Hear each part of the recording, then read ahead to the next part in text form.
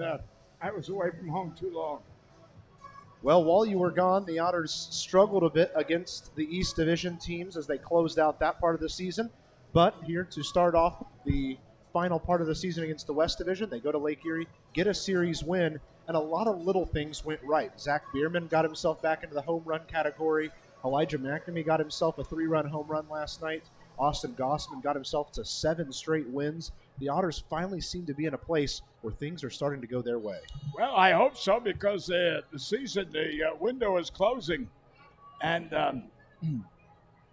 we're in August, and the season ends in September. So there's not that many games to be played, and if you lose a few, it's hard to make them up. Well, the playoff field is starting to close in a little bit more as we take a look through the Seal Corp Frontier League standings as we stand on a Friday night. Washington is leading the way in the West Division, 5.5 games up on Evansville. But Evansville does have a couple extra games on Schaumburg. That separation is now 3.5 between the Otters and the Boomers. That's where you see a little gap down to Joliet before Lake Erie and Gateway are tied at 5 back. Really got to keep an eye now on Windy City. They're starting to fall dangerously close to their tragic number where they could see themselves eliminated from playoff contention. On the East, Quebec has lost 6 straight games atop the East Division, allowing Ottawa to work their way in. Ottawa's just 4 games back, Sussex 5 back. That's where you see the gap down to Tri-City, Trois-Rivières, and New York, who are all trying to push their way towards the playoffs. Empire State, of course, has been eliminated from playoff contention. That happened earlier last week. Just a few minutes away from baseball here at historic Bosse Field, and we'll take the chance to walk through the starting lineups. First for the road team, the Gateway Grizzlies. Andrew Penner will get things started. He's playing third and will bat first. Then it's the DH, Isaac Bernard. Batting third is the left fielder, Zach Rakusin. Batting fourth is the right fielder, Kevin Krause. Batting fifth, the second baseman, Trevor Achenbach. Batting sixth, the first baseman, Clint Freeman. Batting seventh is the center fielder, Ian Bibiloni. Batting eighth is the shortstop, Abdiel Diaz. And batting ninth is the catcher, Alex Hernandez. The man on the mound for Gateway will be Manuel Rodriguez. As for the starting 9 for the Evansville Otters, Brian Rosario is going to get his first chance in the Edward Jones leadoff spot. He's a switch hitter there atop the lineup.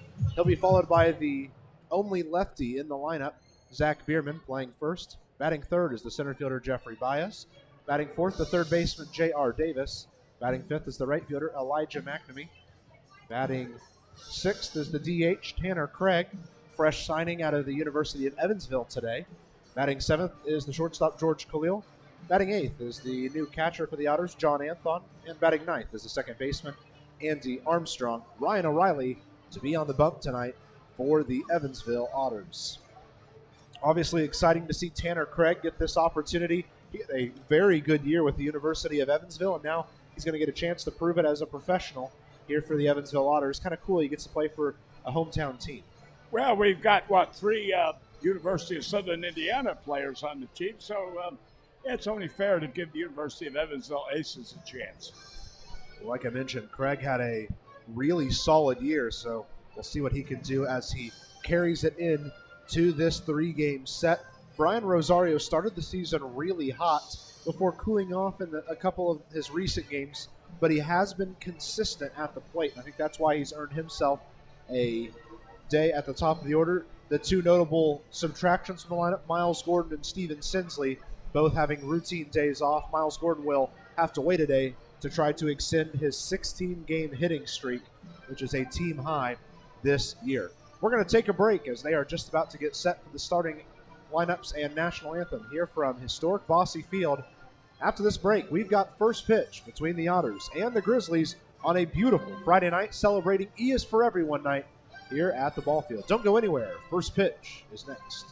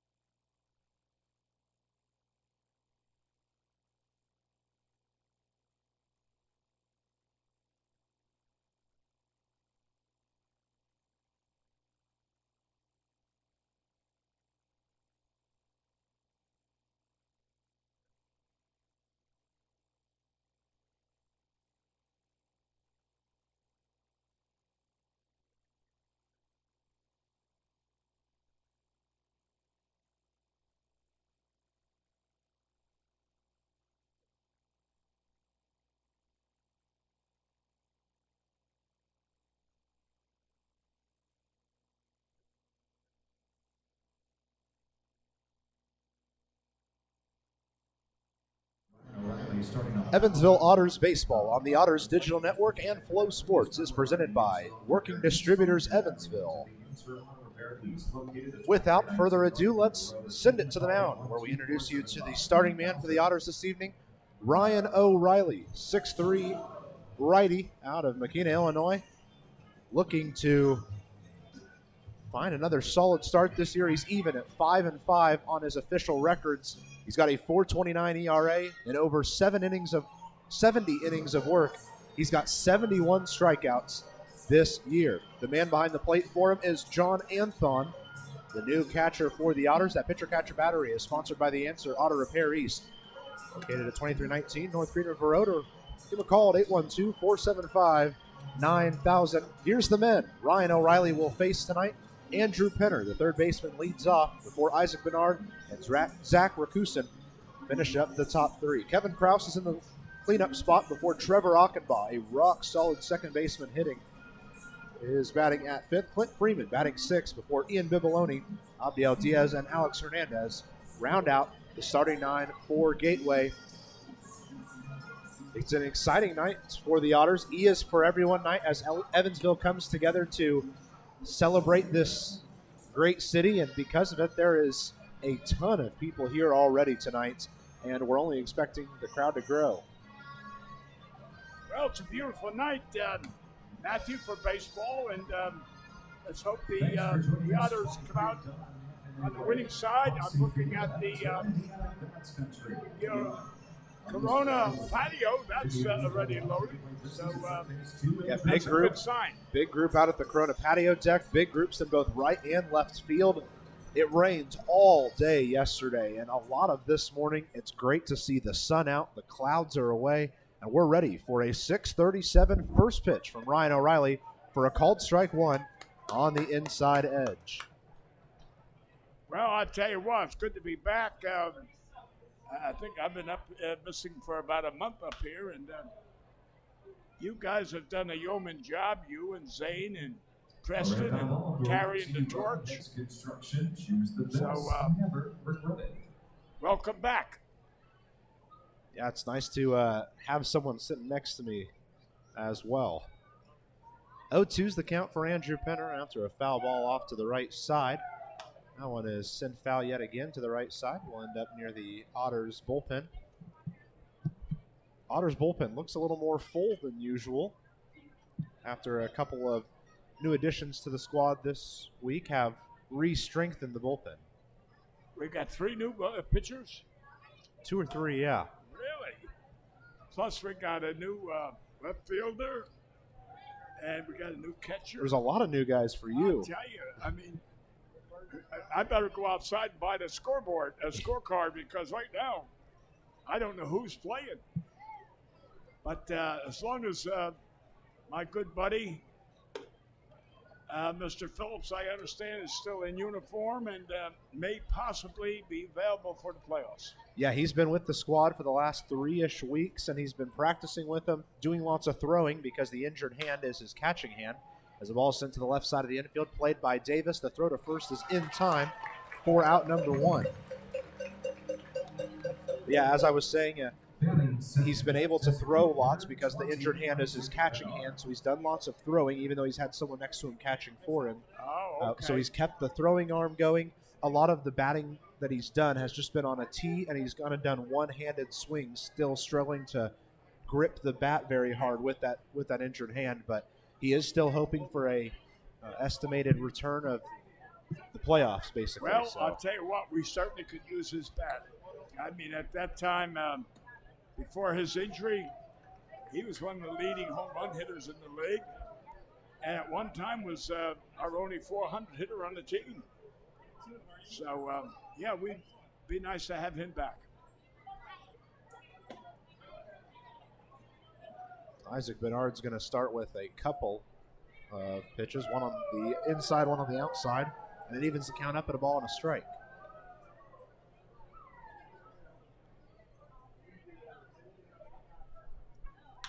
Ball hit hard to the right side, right into the chest of Zach Bierman. He'll step on first for out number 2. I don't know who it was last night. I think it was Zane. Maybe it was you. we were talking about Zach over there at first base, and the comment was, well, he's 6 foot, he's a good target. Was that you or Zane commenting about? I believe Zane said something like that, yeah. Yeah, what a good target he is for the infielders. Yeah. First pitch to Zach Rackison is outside ball one. Want to introduce you to the fielders today for the Otters. It's Rosario in left field, Baez in center, McNamee out in right. As a 1-0 gets hit towards Khalil on the ground and 2 hops. He'll throw to first in time for out number 3, and we'll have to introduce the rest of the defense to you in just a few. We've played through 1/2 inning. It's Grizzlies 0, Otters coming to bat.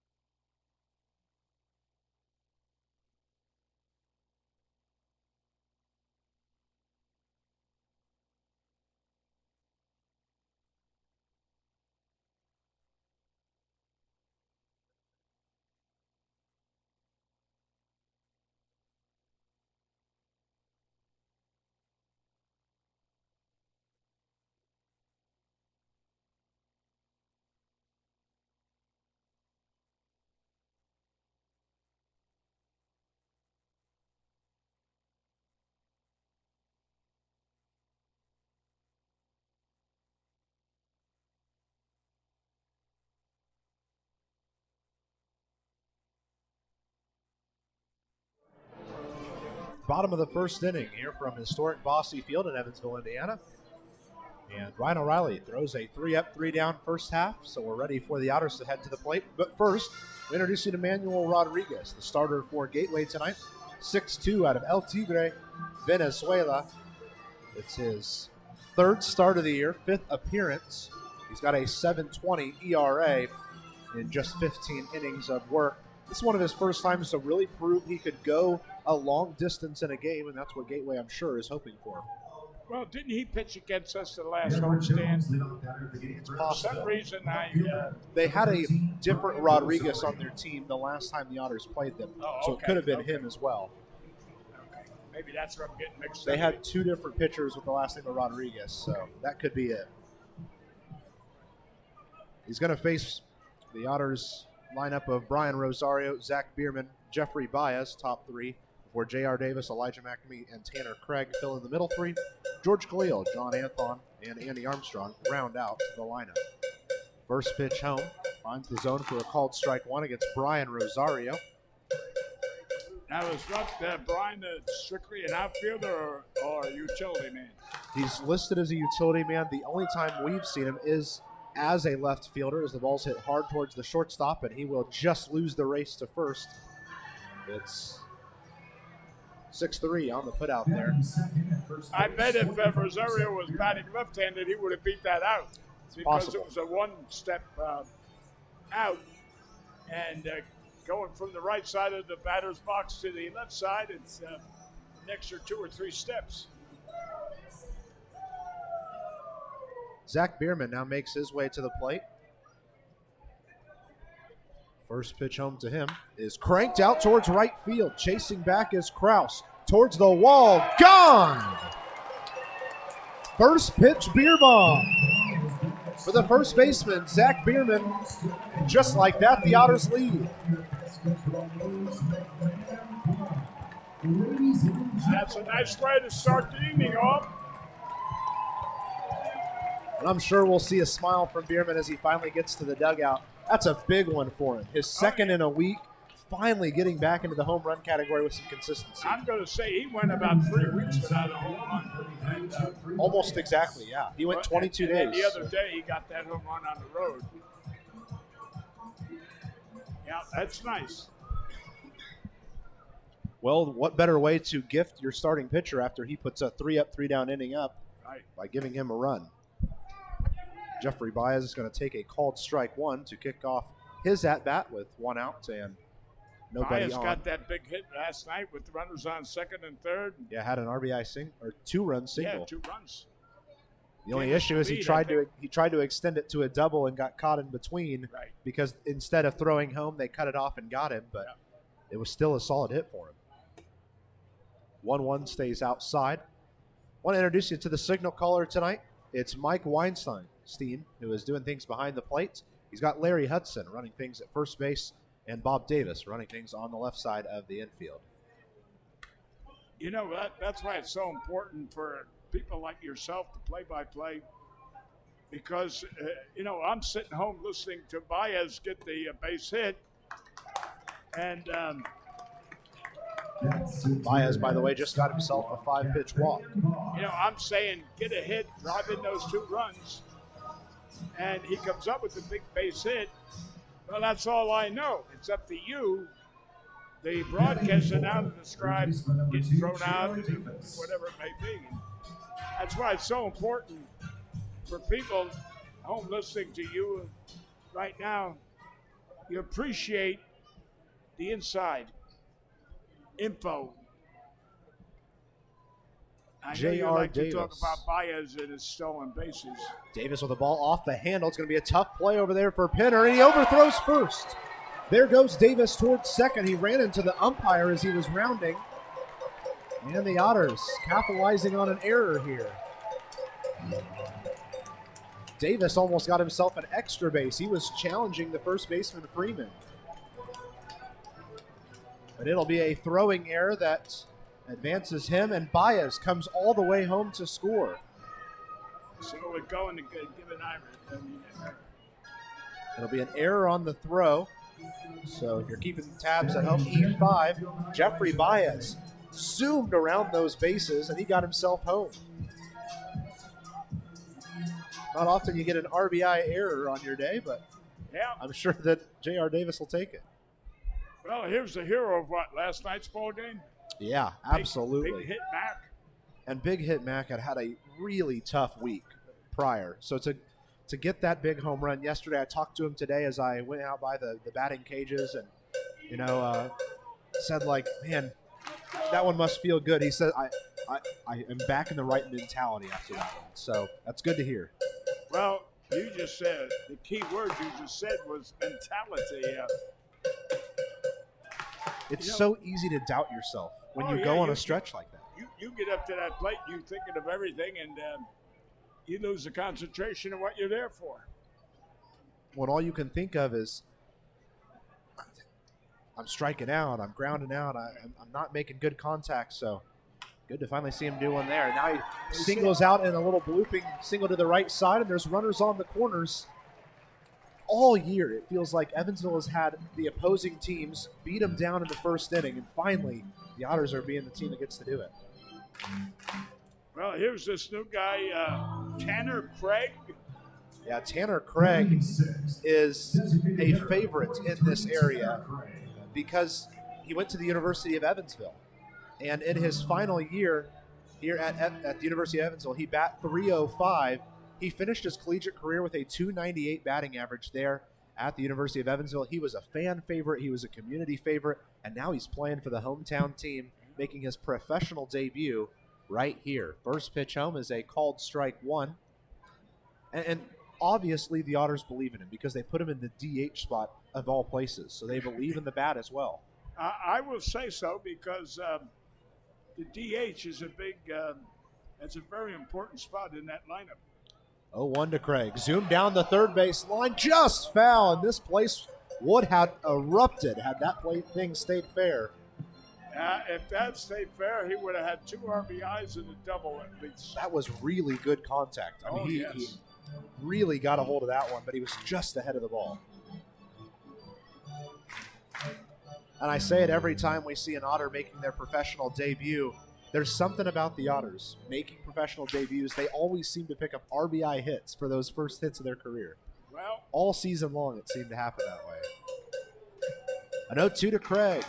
Swung on and missed, and he's going to end up striking out on professional at-bat number 1, inches away from a 2-run double. I'll have to wait Another play opportunity for that.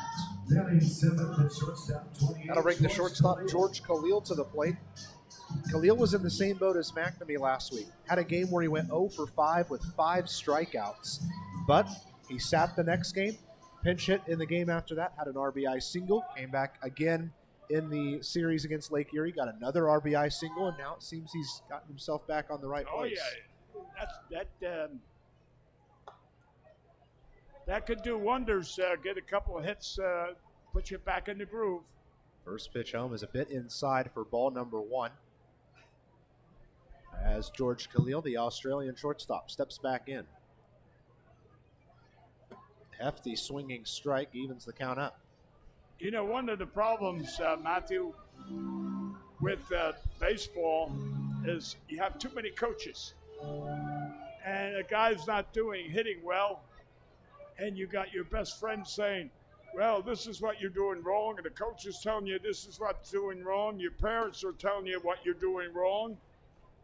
And 15 people are saying this, and you're going to bat, and you're thinking, my father said this, my friend said this, and this, and before you know it, it's strike 3, because you're concentrating so much on improving, you lost the concentration of what you're doing. A 1-2 to Khalil. It's grounded off his foot, and he'll stay alive. I remember that one year I was scouting in the majors, and I was up there at Yankee Stadium, and I always used to get there early. I would get a parking spot in the players' parking lot. And Don Mattingly was having a little problem, and you had 4 different guys working with him. And there goes. Called strike 3 is going to end George Khalil's at-bat. The Otters are going to leave 2 men on, but 2 runs score. The first one on a solo home run from Zach Bierman. The next on a error as Davis reached. And the Otters are going to carry a 2-0 lead into the second inning as you're listening to Evansville Otters Baseball on the Otters Digital Network and Flow Sports.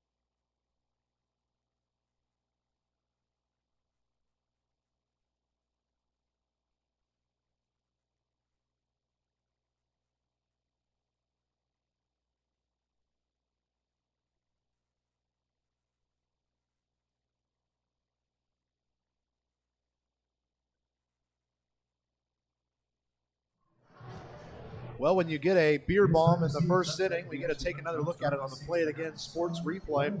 He crushed that baseball.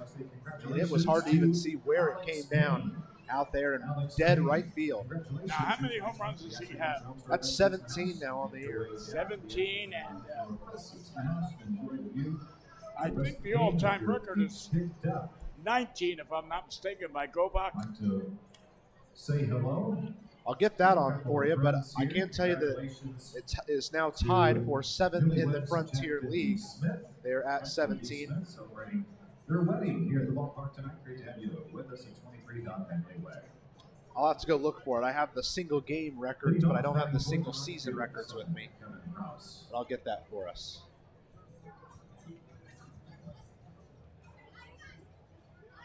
So we're ready to see the 4, 5, 6 hitters of Gateway now. Kevin Kraus, the catcher, will kick things off. Will be followed by Trevor Achenbaugh and Clint Freeman. This is a solid middle 3 for Gateway. These guys have a lot of potential in their bats. First pitch home is outside, ball number 1. As Ryan O'Reilly gets set for the 1-0 pitch. He catches the zone and the count evens up. Did want to complete walking you through the defensive alignment for the Otters. J.R. Davis is at third, George Khalil at short, Andy Armstrong at second, Zach Bierman at first, John Anthon behind the plate.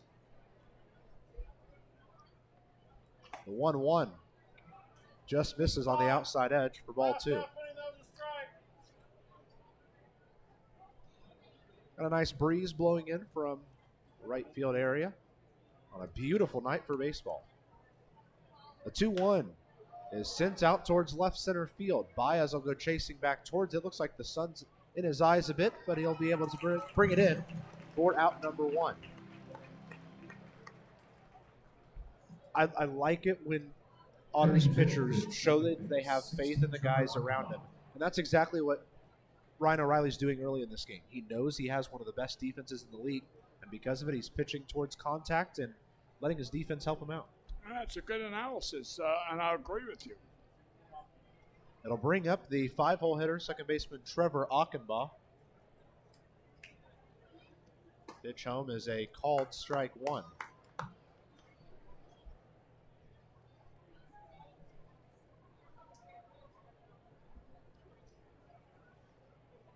Achenbach waiting on the 0-1 pitch. Ryan O'Reilly kicks back and delivers. And it bounces in for ball 1. Bases are empty. There's 1 out here in the top of the second inning. Evansville already leads 2-0.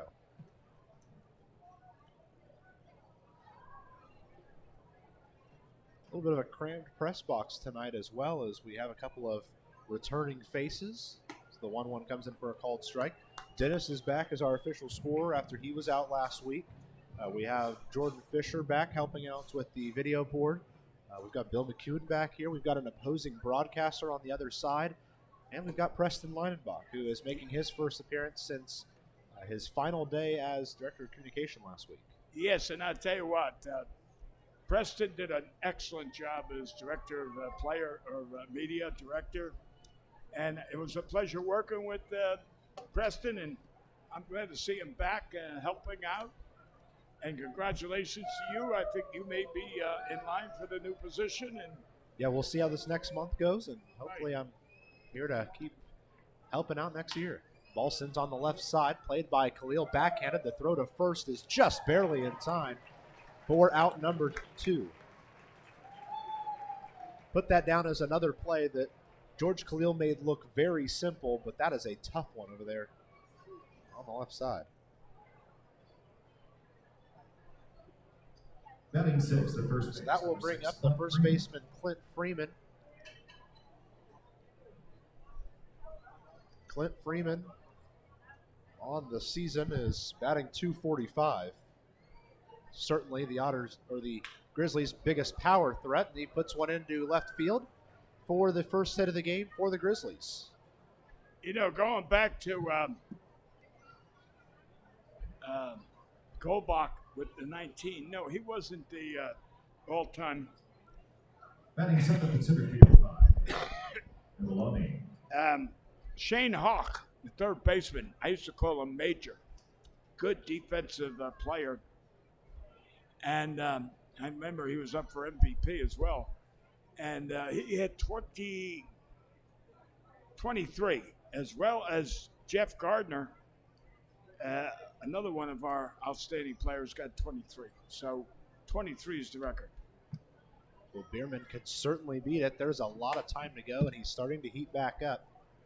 And I tell you what, if he works up towards that mid-20s range in the home run category and can keep his average above 300, he could be in the conversation for MVP as well, depending on how the Otters finish out. Well, the one thing I'm going to say to Zach is don't go for home runs. You're going to lose your concentration, and you're going to be an easy strikeout artist. Just get up there and swing the bat normal. Home runs come by themselves. And that's what he did in that Lake Erie series. He picked up a ton of doubles just because of how powerful his arms are. Right. And I'll finish after the throw over to first, which is not in time to grab Freeman. Because he did that, he's worked his batting average over 300. For the first time in 3 weeks, the Otters have an active player with a batting average over 300. I know when they left town, they didn't have a batter over 300. You're right.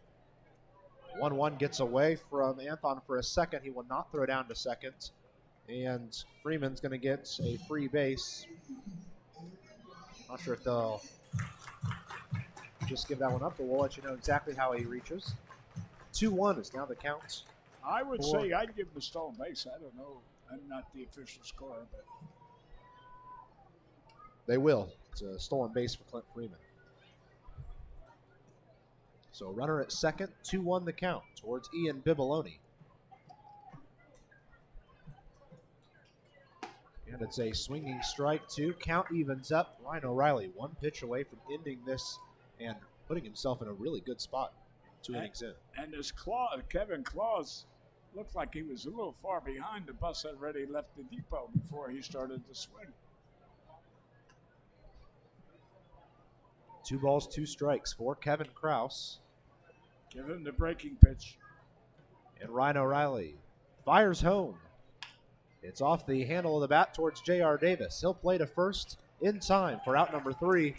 And the Grizzlies are going to strand a 2-out single on base. We've played through 1.5. It's Otters 2, Gateway 0.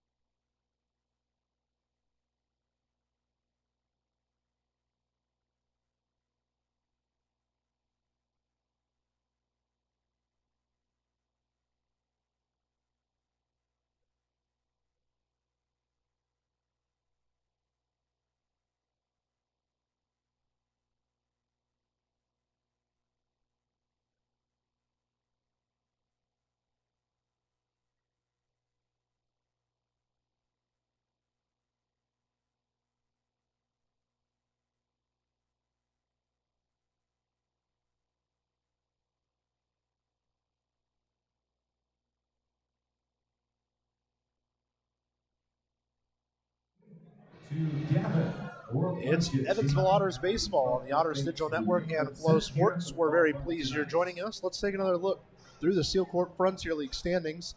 Washington leading the way here in the West. In my opinion, I don't think there's a better team in the Frontier League right now than the Washington Wild Things. They look extremely good. Evansville sits 5.5 back, Schaumburg at 9 back.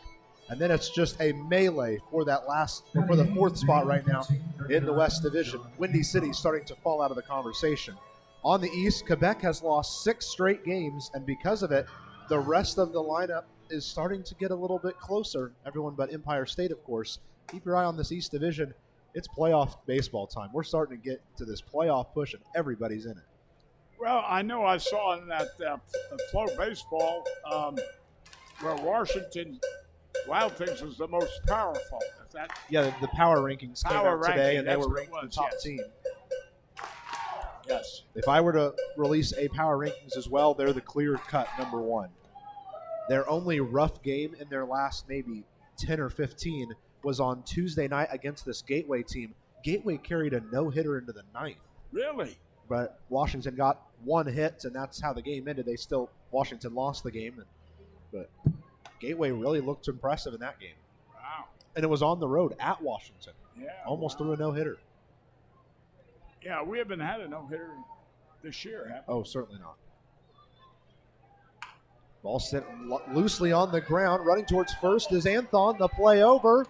Not in time. Infield base hit for the new catcher, John Anthon. That's a good way to start. Well, I'm going to say it was too hot to handle. That's the way we used to say it years ago. When a infielder muffed it, it was too hot to handle. Batting 9, second baseman, number 8, Andy Armstrong. So that'll bring up Andy Armstrong, who struggled a little bit in the series at Lake Erie. Certainly looking for a little bit of redemption here in this series. Runner at first, nobody out. Armstrong bunts to the right side. It's picked up by Rodriguez to throw to first. A much closer play than it probably should have been. But Armstrong is out on a sacrifice bunt. Yeah, good.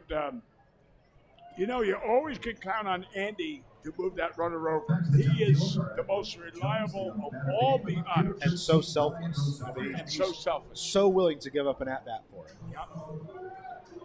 So back to the Edward Jones leadoff hitter we go. Brian Rosario, who grounded out his first time up. He grounded out in 2 pitches, and then right behind him, Bierman came in and launched the first pitch he saw out for a home run. Yeah. First pitch home to Rosario is a called strike, almost right down the middle. Well, Secret Weapon is here with his cowbell. And it is a beautiful crowd here tonight. Lots of people showing up for E is for Everyone night. An 0-1 catches the zone again on the inside edge, and it's an 0-2 count.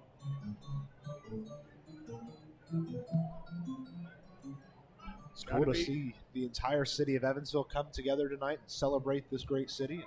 Well, it's interesting. Rosario off the handle of the bat towards Diaz. Going to be a tough play. The throw to first. Not in time, I don't think. No, it's not. And Rosario beats it out for a infield single.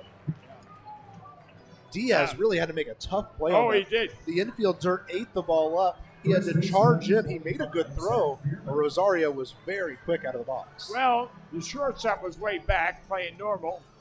And like you say, the ball started dying. And, it gave the runner the opportunity to get that extra base. You were talking about the crowd here and all that. And did you see in this week's newspaper that Bosse Field being considered for a Major League Baseball game? Yeah, they I think we're hoping to do it next year, but Bosse has been taken out of the conversation for 2023 as Bierman fouls off to the left side. It's going to get out of play, but they are still potentially in the talks for a 2024 regular season game. Would be really cool to get to see that happen here. Most importantly, it means that both the city and the MLB will put a little bit of extra money into this place, keep it nice, and keep the rich 107-year history up to date, and that's exciting, very exciting. Well, I know you're from Wichita. Another pitch fouled off by Bierman. It'll get out of play. But back here in 1988, 89, Bosse Field was a disgrace. I mean, you had grass growing, the toilets didn't work, the roof leaked, because no one gave it good care. And then the Friends of Bosse Field, which is a bunch of school teachers. 0-2 swung on and missed, and Zach Bierman's going to sit down via the strikeout, the third of the day for Manuel Rodriguez. Yeah, a bunch of baseball coaches and teachers, former administrators. And we started a night of memories. And first thing was to fix the roof, and second to fix the toilets. And that started Bosse getting back, but it was laid dormant. Only University of Evansville played some games, and Jim Brownlee would be out here fixing the field as best he could, and American Legion, and that was it. The school board just forgot all about it. Well, a successful check swing from Jeffrey Baez has him ahead 1-0 in the count. But Bosse Field is still one of the most beautiful fields in all of baseball. And a called strike evens up the count. Now, could just be wrong here, but I think you knew someone who was in that Friends of Bosse Field group. Who could that have been? Yeah, I was a member, if that's what you're saying. That's what it is. Yes, I was a member of that group. And yeah, I can say that every time that Zane Clodfelter gives a tour here at Bosse Field, he makes sure that when he mentions the impact the Friends of Bosse Field had, your name always gets brought up alongside it. Well, yeah, I appreciate that from Zane. That first night of memories, I brought back Billy Smith, Horace Gardner, Lee May. 1-2 towards Diaz on a couple hops. They'll go to second for the one they need, and the inning ends. Otters get a couple men on, but they're not able to bring anyone home. We have played through 2 full innings. It's Evansville 2, Gateway still looking for the run column.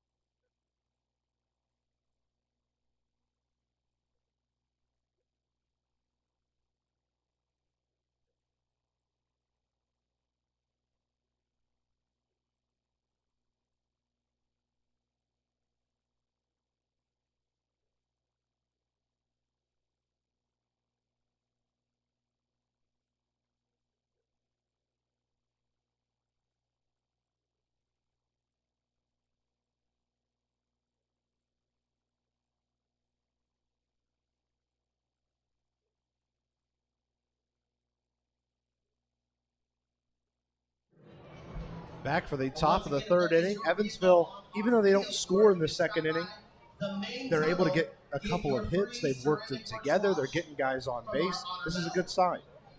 Right now they're playing pretty good baseball. And let's hope it continues in the flow of the Otters as it is now. But you know, Matthew, here we are talking about Major League Baseball and Bosse Field. And I'm not going to say he was a great friend because I didn't know him that well. I had the pleasure of knowing him, being in his company, and we even sent each other Christmas cards, and that is Vince Scully passed away this past week. One of the greatest all-time radio TV broadcasters in the game. Yeah, I made sure that we mentioned him on both Wednesday and Thursday night here on the broadcast. I don't think there's anyone who is in baseball media who was not touched in some way by Vince Scully, whether it's listening to him or speaking with him. I know every MLB broadcaster right now that's in the league has had personal interactions with him that have helped increase their broadcasting career. As Bierman's going to take one to first himself for out number one. So us here at the Otters, as well as the rest of the baseball world, mourns the loss of Vince Scully earlier this week. Well, like I say, I was telling my wife, my son-in-law, when I would be in his presence, would it possibly up there in the press room in L.A. Stadium or some other Major League Stadium where the Dodgers were playing, and he'd see me, and he'd say, "Hey, there's Bill McCune, brother of Jack McKeon," and he would announce that all the time, and that was like recognizing me, and it was an honor, to be honest with you. It was an honor. He retired in 2016. I didn't realize he was 94 years old. Well, swinging strike two has Alex Hernandez down 1-2 in the count with one out and nobody on. That first man up was Abdiel Diaz, quickly grounded out. Nice pitch there, broke low, and Hernandez had to check the swing. He did check it, and the count evens up at 2-2. Now, I'm probably going to say something.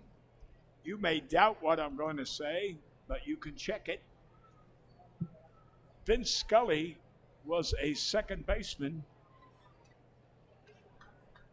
at Fordham University in New York. Tried out with the Dodgers, couldn't make it, turned out to be in broadcast, but was a college second baseman. And not just any broadcaster, one of the greatest to ever do it. Oh, one of the greatest. He had the sweetest, calmest. Line drive to the left side, just out of the reach of J.R. Davis, and it's foul. Yeah, it was. I mean, the way he broadcast was just. You could lay in bed and just absorb the game with joy. Well, on Wednesday when the news broke, everyone on social media was sharing a post from the late 2000s when he was calling a Dodgers game, and in one play there was 5 fielding errors, and a guy ended up getting all the way around to home on the same play, and he made it sound like a lullaby the whole way through. Right. I mean, it was so simple, and there's not a lot of people that can do that. Well, you know, when he was inducted into the Hall of Fame, you and I shouldn't say that, I'll take that back. Most people, when something traumatic happens, they always say, "Lord, why me? Why are you giving me bad vibes?"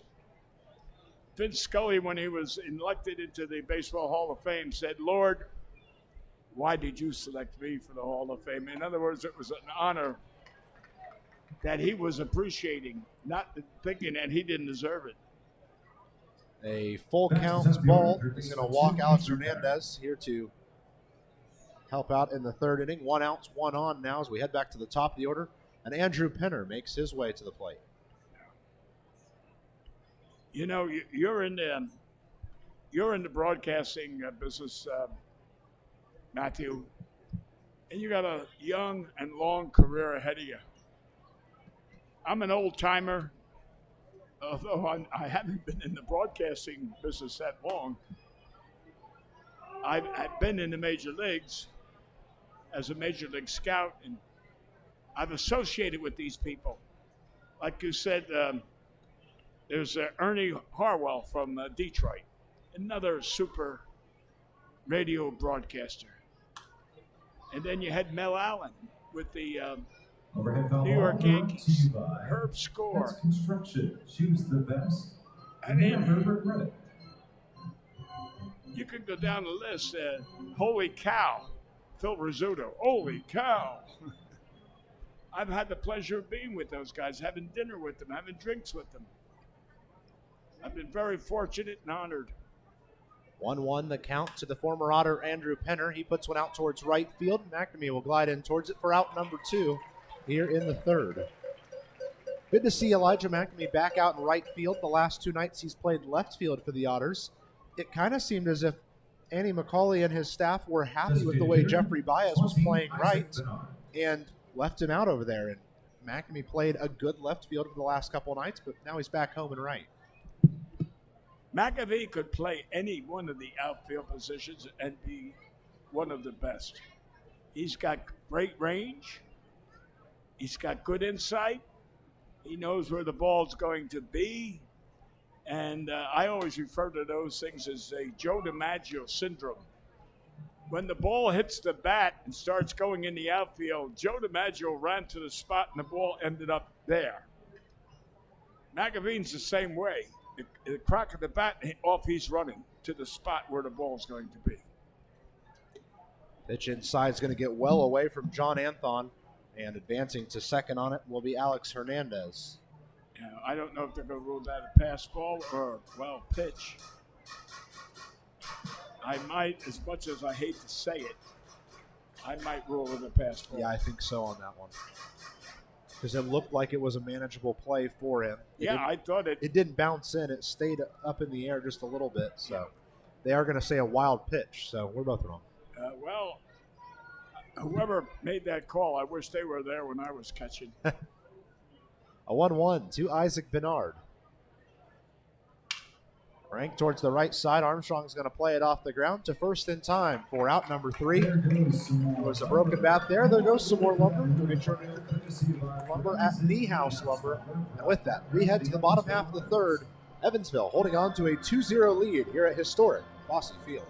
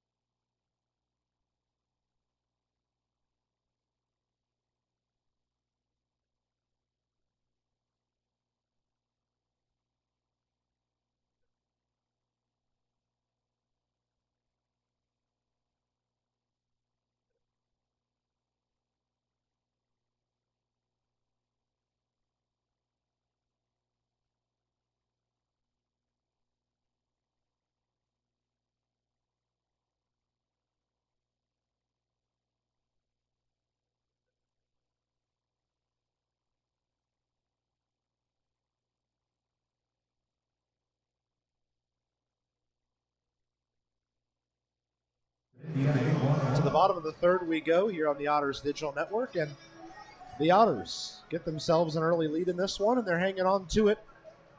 Ryan O'Reilly's been good, and his defense has been even better. Yeah.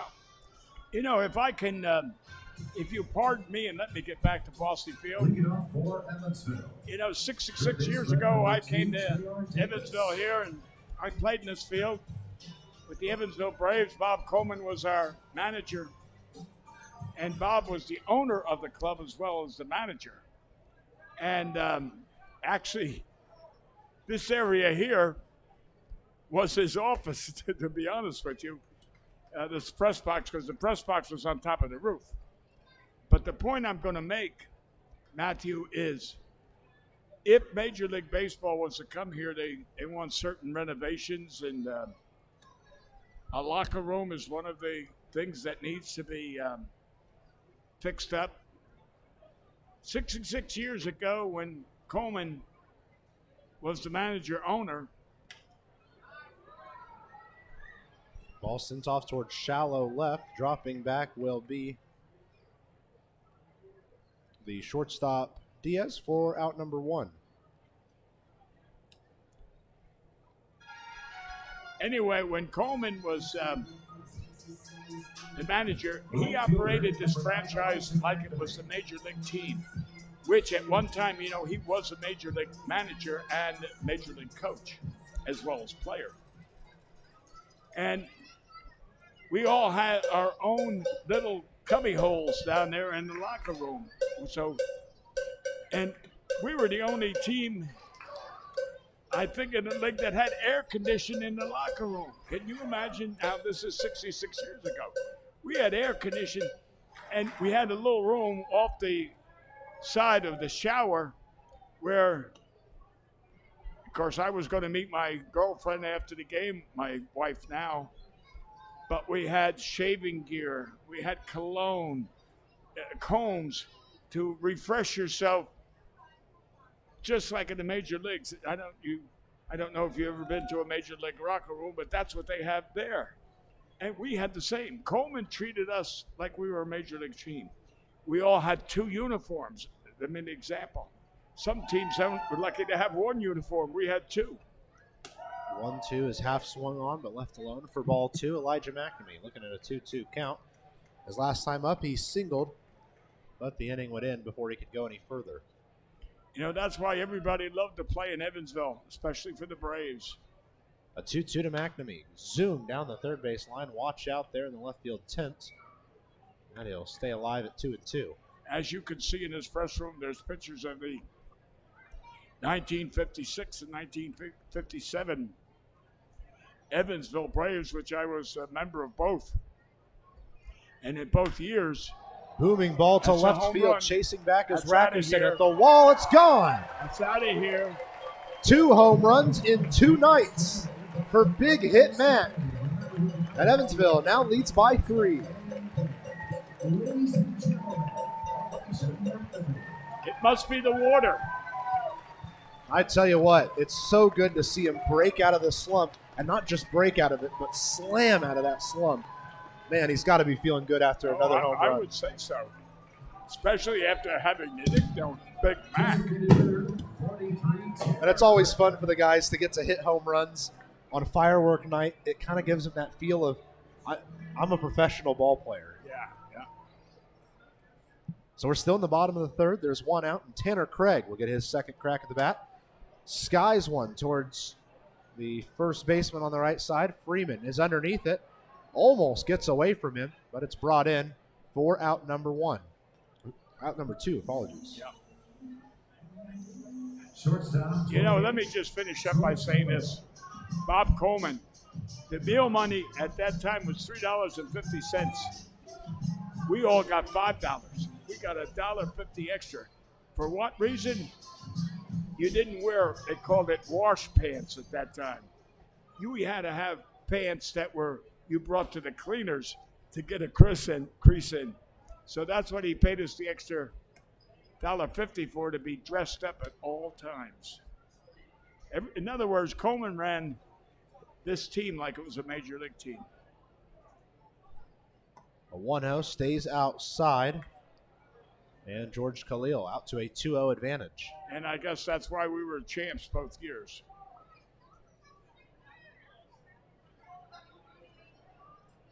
A 2-0 to Khalil. It's bounced towards the left side. Chasing in his pinner. The throw to first. High, but in time for out number 3. Otters get another run to their advantage with a solo home run from Elijah McNamee. After 3 full, it's Otters 3, Gateway 0.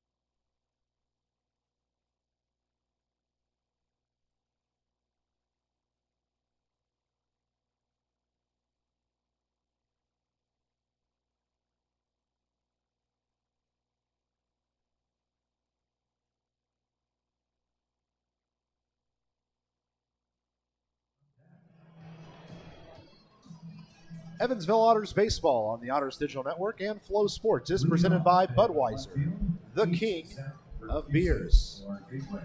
Due up for the Grizzlies will be the 3-4-5 of Zach Rakusin, Kevin Krause, and Trevor Achenbach.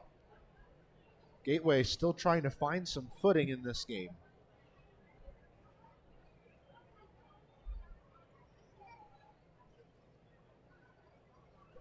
The first pitch home to Zach Rakusin. Catches the zone for a called strike one. And, you know, this is exactly what the Otters needed to do coming into a must-win series. I mean, you had to get on top of a team early, but then defensively you had to shut a team down, which they haven't been able to do, as Rakusin goes right back up the middle for a leadoff single here in the fourth. But it breaks a long stretch of games where the Otters gave up first-inning runs. Yeah, I think the Otters have had a bad 2 weeks as far as win one, lose one, win one, play good, don't play well. And some of the starting pitchers for a change didn't do that well. Although, what was it the other day? Adcock had another 10 strikeout, but didn't win the 10 game. 10 strikeouts, but because the Otters could not give him proper run support, he ended up dropping it. So that's two games in a row. I mean, not 2 in a row, but at 2 games he threw 10 strikeouts and didn't get anything. Yeah, he had 14 in the other one that he got he also had a loss in. Yeah. That's really tough. I mean, you did everything you could do as a pitcher. Wouldn't be surprised to see him in the batting cage wanting to become the hitting pitcher so that he can help himself out. Oh, okay. A couple of pitches stay inside on Kevin Krause, and it's a 2-0 advantage now for the catcher. You know, in a way, I'm a traditionalist. I'm not for the pitch hitter. Two-way players? DH. Oh, yeah. The old game when I played it, and which I wish we all played, the National League stays. 2-0 sent down and the that line. is the pitcher has to bat. You know, as a manager, that changes the whole complex. I mean, here you got 7th batter gets on, and you lose by 1 run, you say, oh, okay, we're going to have the 8th batter bunt. Well, here comes the 9th batter as the pitcher. Well, we're going to put a pitch hitter in. Yeah, but the pitcher is pitching beautifully. Why do you want to change it? Well, you need the run. So you have to decide, am I going to leave the pitcher in? Pop up to second base, and Armstrong makes easy work of it for out number 1. Now, I'm going to, you can check if you can. I'm going to tell you something. Warren Spahn, who played here in 1938, I think, was one of the best hitting pitchers in baseball. And at times, like Don Drysdale with the Dodgers, they were used as pinch hitters. Can you believe pitchers are pinch hitters? So when they were pitching, no way, they batted. Trevor Achenbaugh at the plate now. They're going to go check on the runner. And that's the case right now with the MLB's Shohei Ohtani, who is one of the best two-way players the league's seen since the early 1900s, they're saying, because every game he's not the starting pitcher, he's the DH. Oh, is that right? Every single one, yeah. A ball sent off to the right side by Achenbaugh. McNamee with a long run towards it, towards the warning track, and brings it in. 4 out, number 2. Yeah, in fact, now that they wanted to make sure that they weren't breaking any of baseball's rules, so they wrote an amendment that stayed within the rules, stating that a pitcher could be removed from the game but still be your DH for the remainder of the game. So if he was taken out as the pitcher, he'd still be... So he's listed as the DH and the pitcher, basically. Right. And when he's pulled from the pitching spot, he's still the DH. Oh, boy. I never heard of that before. Yeah, it's brand new because they wanted to not say, well, you can't play both. And right.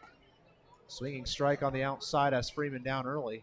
But of course, now the DH is universal. The National League adopted it last year, and now there is no pitchers batting anymore. Yeah, I know. Like I said, it takes away a strategy a manager used. 0-1 to Clint Freeman. Way inside for ball 1. And that makes me really enjoy when I did my work for college baseball there at USI, because in college baseball, especially at the D2 level, a lot of pitchers hit as well. Oh, really? So there are some really talented hitting pitchers. Oh, wow. Well, generally, if you go back to high school,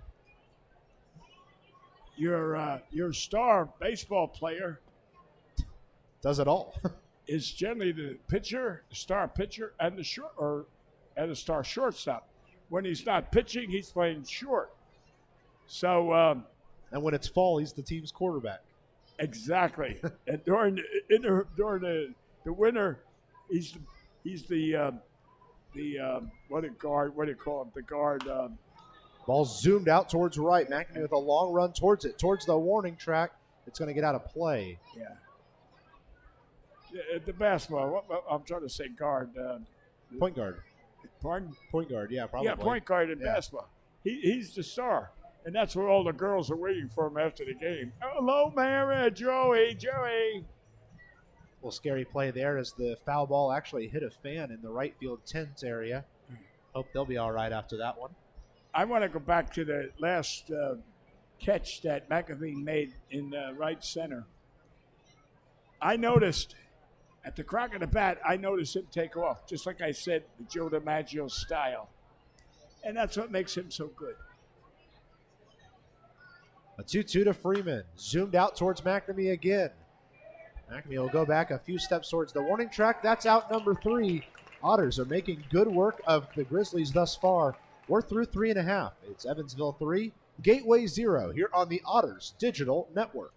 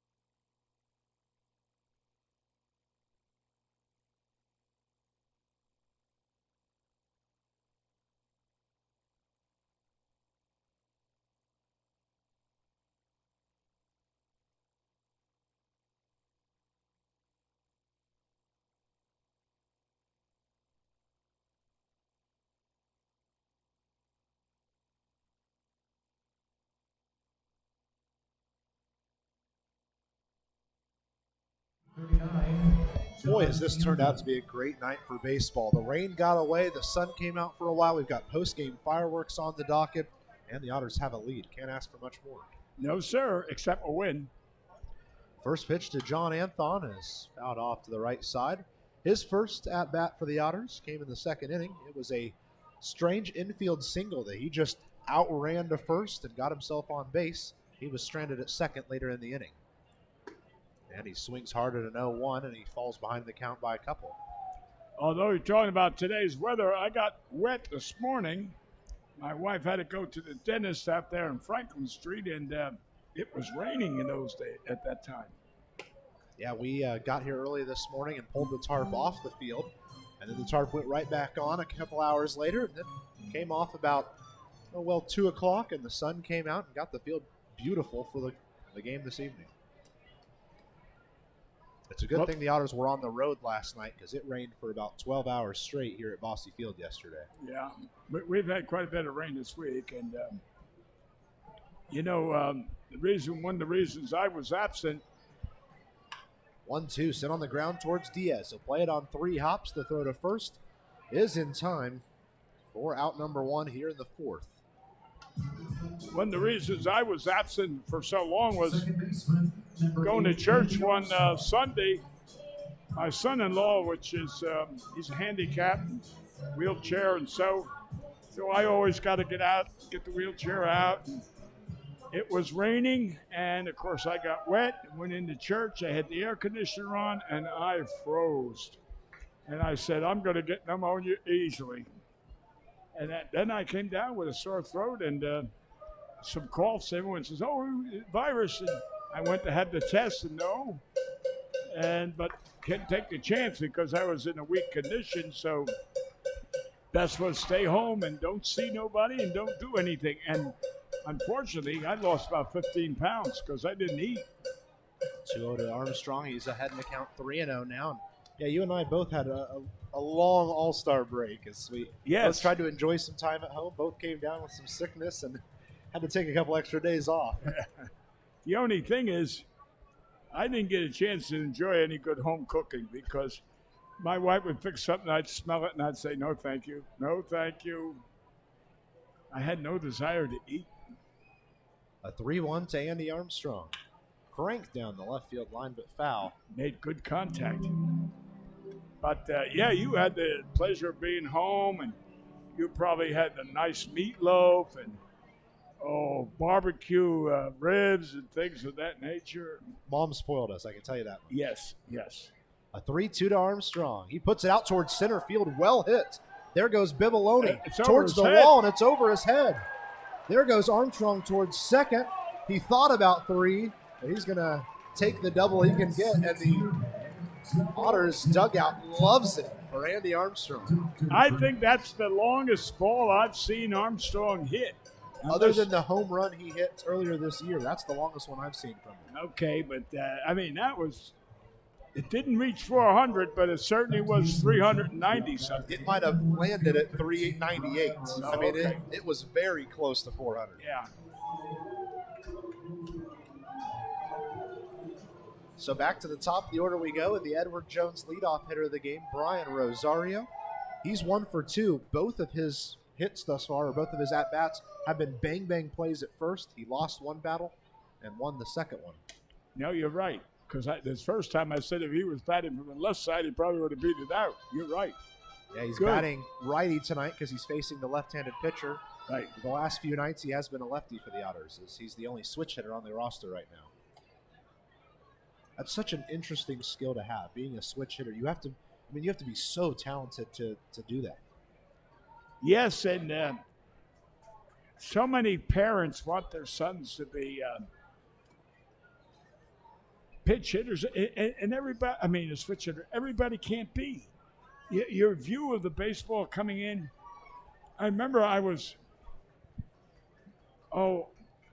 my first year in high school, I was taking films for the football team.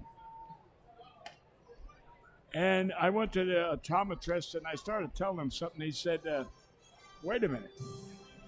And he pointed out, he said, a person who's right-handed, your right eye is your predominant eye, your strong eye. Rosario tries to put something down the right field line, but it's foul. Yet my strong eye is my left eye. And if you read up on some baseball, you'll find out some of the great hitters all had a predominant opposite eye, and therefore, at least I contribute. There's Brian a base Rosario hit. That's a double. zooms one out That's towards a double. left center field, towards the wall, and it's not caught by the left fielder. Here will come Armstrong. Rosario's going to third. There will be no play at third. It's a triple for Brian Rosario, and the Otters score another run. My goodness, he clobbered that baseball. He did it, and I like the way he motored around the bases. But finishing up, I think a right-hand hitter who has a left eye predominance has a better perspective of that pitch coming in because you aren't looking behind your nose. That's a terrible way of describing it, but anyway, I don't know how I even got into this conversation, but predominant eyes anyway. They make it 4-0 Otters with the biggest bat in the lineup. At the plate now, Zach Bierman already has one beer bomb on the night. Looking at a 0-1 count, 1 out, and a runner at third. A swinging strike, two, on a pitch low and away, and I think now he just needs to take a deep breath and kind of reset. And I wonder what Rosario has in the oven. I see he's got his oven glove on. What do they call it, the pancake glove or something? I've just heard people call it the oven mitt. As a drop third strike will get Zach Bierman on the strikeout, his second of the day. And with it, there's now 2 outs, runner at third, and Jeffrey Baez headed to the plate.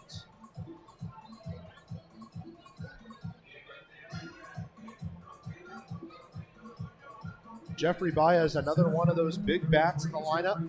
Unfortunately, the sacrifice fly is no longer a viable option here, but he just as easily can lay it down in one of these huge alleyways here at Bosse Field. You don't truly appreciate how big the alleyways are at Bosse Field until you actually go walk out there in the outfield and realize there is a lot of ground to cover out here. Bosse Field is a big stadium, all told. Playing field and non-playing field. 1-0 gets away from home. There's going to be a play at the plate. Rosario slides and he scores. There was no play at the plate as it didn't really look like Manuel Rodriguez was ready for a catch. In the meantime, Rosario's oven glove touched home. That's all that matters. That's all that matters. That was a strange play, though, as it seemed like Rodriguez on the mound was never ready for the ball to come to him, and that's why the catcher hung on to it. Yeah. So miscommunication has given the Otters a 5-0 lead in this one. There's something about the Gateway Grizzlies. This team loves to play them. First pitch home, Baez sends it out towards left field right at Rakusin. He'll bring it in for out number 3, but the Otters score 2 more runs first on a RBI triple from Brian Rosario, and then he would come home to score on a wild pitch. We head to the 5th inning. Otters lead by 5.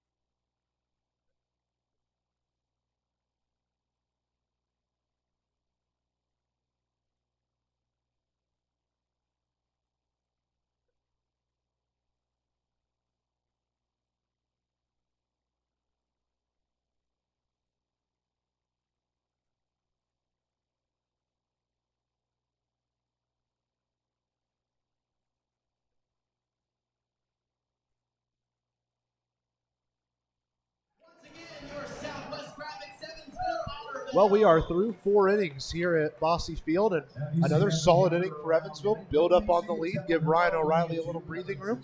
It's a good place to be in right now. Well, you have said it, I've said it, and I'm quite sure there are hundreds of broadcasters that have said it. You never have enough runs. Well, that will now bring the Grizzlies back out. Ian Bibiloni, the former Florence Y'all, Abdiel Diaz, and Alex Hernandez due up in the half inning.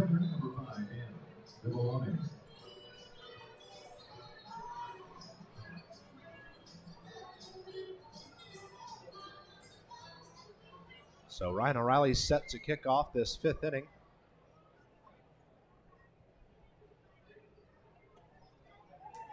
And gets a called strike to kick things off.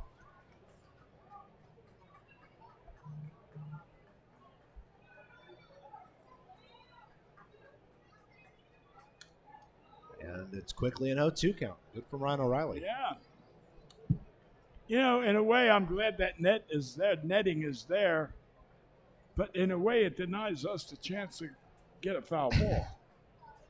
Looking for a souvenir here at the ballpark tonight? Yeah. You know, you won't believe this, Matthew. This was in Scottsdale with the San Francisco Giants. Spring training, I'm going to say 1988 or something. And,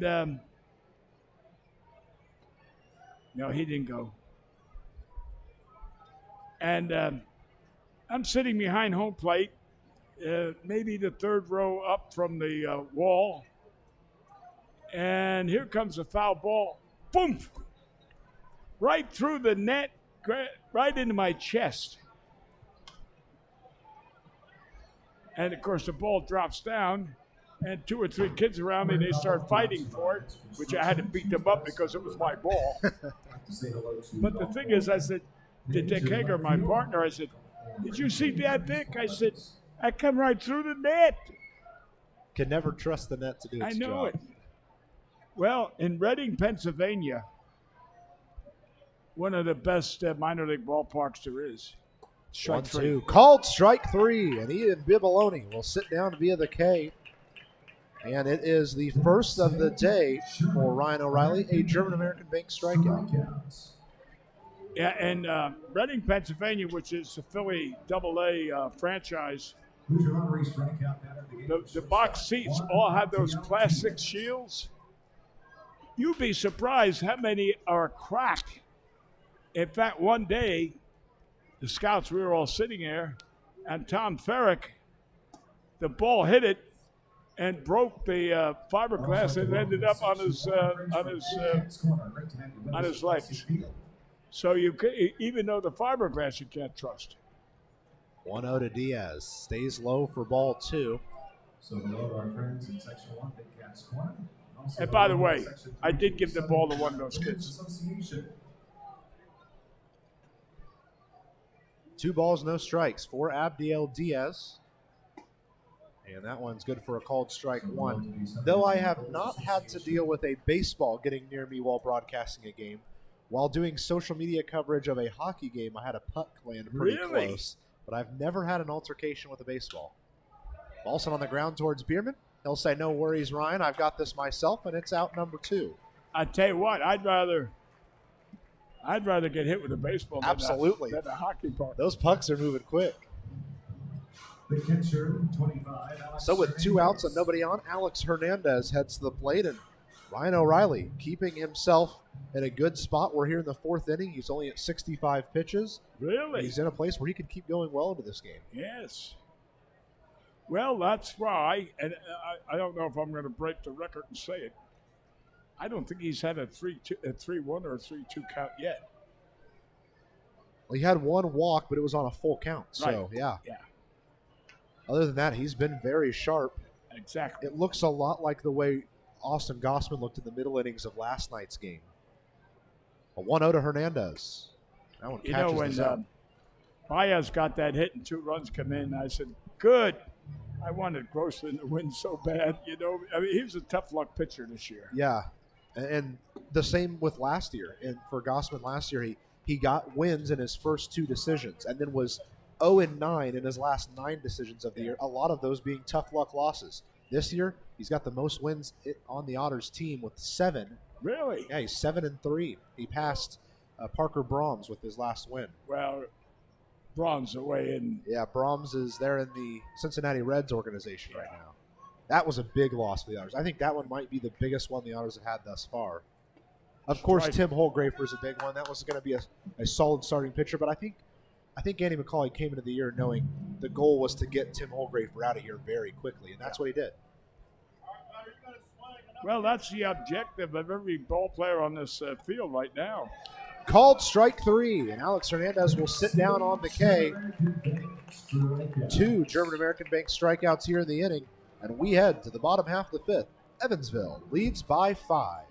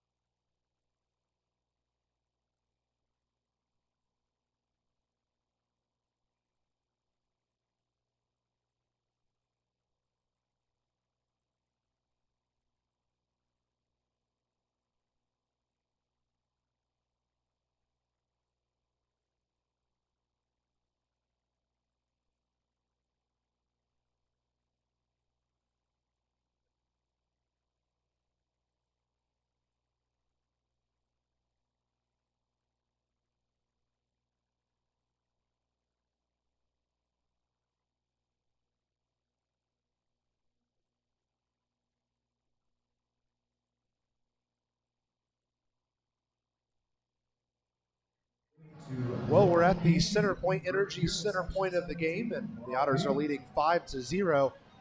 But forget about the offensive production. Ryan O'Reilly has been very good on the bump, and it hasn't really been strikeouts. It's been pitching towards the low part of the zone, making sure these Grizzlies are topping the ball. His infield has helped him a lot, and because of it, he's done a nice job through 5 innings. Well, they got 7 groundouts, and earlier, most of the outs were groundouts. Now a lot of them fly balls, but in the early innings, most of his outs were all ground balls. I want to catch you up on a couple things around the league tonight. In New York, the Boulders currently lead the Empire State Grays 8-0. That's the first game in maybe 2 weeks that the Empire State Grays have really been out of. They've kept things close in a lot of ball games recently. In fact, they won a series while you were gone. I know they got what happened here. Davis crushes a ball towards left at the wall. Is it caught? No. Another home run for the Otters, and J.R. Davis gives the Otters one more, make it 6-0. I tell you what, when the long ball's working, the game plays a little bit easier, and that's the case for the Otters right now. Well, I remember the last series that I was up here with you, I was complaining that the visiting team is hitting more home runs than we were. Now, here we are tonight. Now, that's what, the 3rd home run for the Otters. And 2 were unexpected.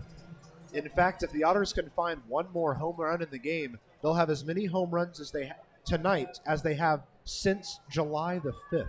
Really? They only have 4 home runs in those last now 30-ish days. Wow. Well, so this is an explosive offense tonight. Yes, and one of the ones is this guy here, Big Hit Mac. It's got one of those home runs, and we haven't expected that from him. I mean, he's not that power hitter. 2-0 to Elijah McNamee. That's a called strike. It's funny, Zane Claudefelter was on the call with me last night, and as McNamee was at the plate, he brought up his, past at Mississippi State and the name Big Hit Mac. And then he hits the 3-run home run, which is what got him the nickname at Mississippi State, because that 3-run home run took Mississippi State to the College World Series. So it's kind of fun to talk about that. Then all of a sudden he just replicated it there. Yes. We had a lot of Mississippi State fans on Twitter as well this week. Ball fouled off to the right side. Long run for Freeman in foul territory, and he overran it. The slick the slick grass over there kind of ate him up, and he fell right there. Well, it gives life to Big Hit Mac. It gives new life to him. 2-2 count. He could have been sitting in the dugout. But right now he's got another chance to get a base hit. 2-2 on the way towards McNamee. Push towards the left side. Hard play for Diaz. The backhand, the throw. Just in time. What a throw from Diaz. McNamee robbed of an infield base hit there. I thought, sure, that was a base hit. But never underestimate the strength of an infielder. Well, now Tanner Craig will head back to the plate, searching for his first professional hit here in his very first professional ball game. Former Purple Ace from University of Evansville this year. Not sure if our ODN camera crew has gotten it on the cameras for you yet, but celebrating E is for Everyone night, they have it on the field on both sides of the infield as well. That's a and base there's hit. Craig's first professional base hit right back up the middle. And it was a clean one. And they're all asking for the baseball now. No cheapie on that. Well earned. Time's called as the baseball gets thrown towards the dugout, and there is a souvenir and a ball he'll never forget.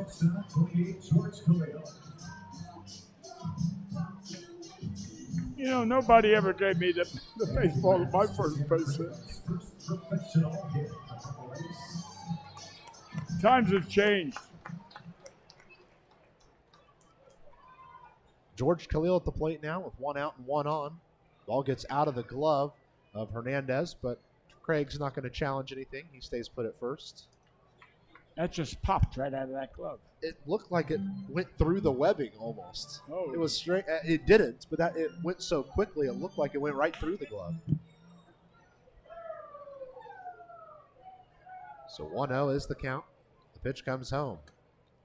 And it just misses for ball 2.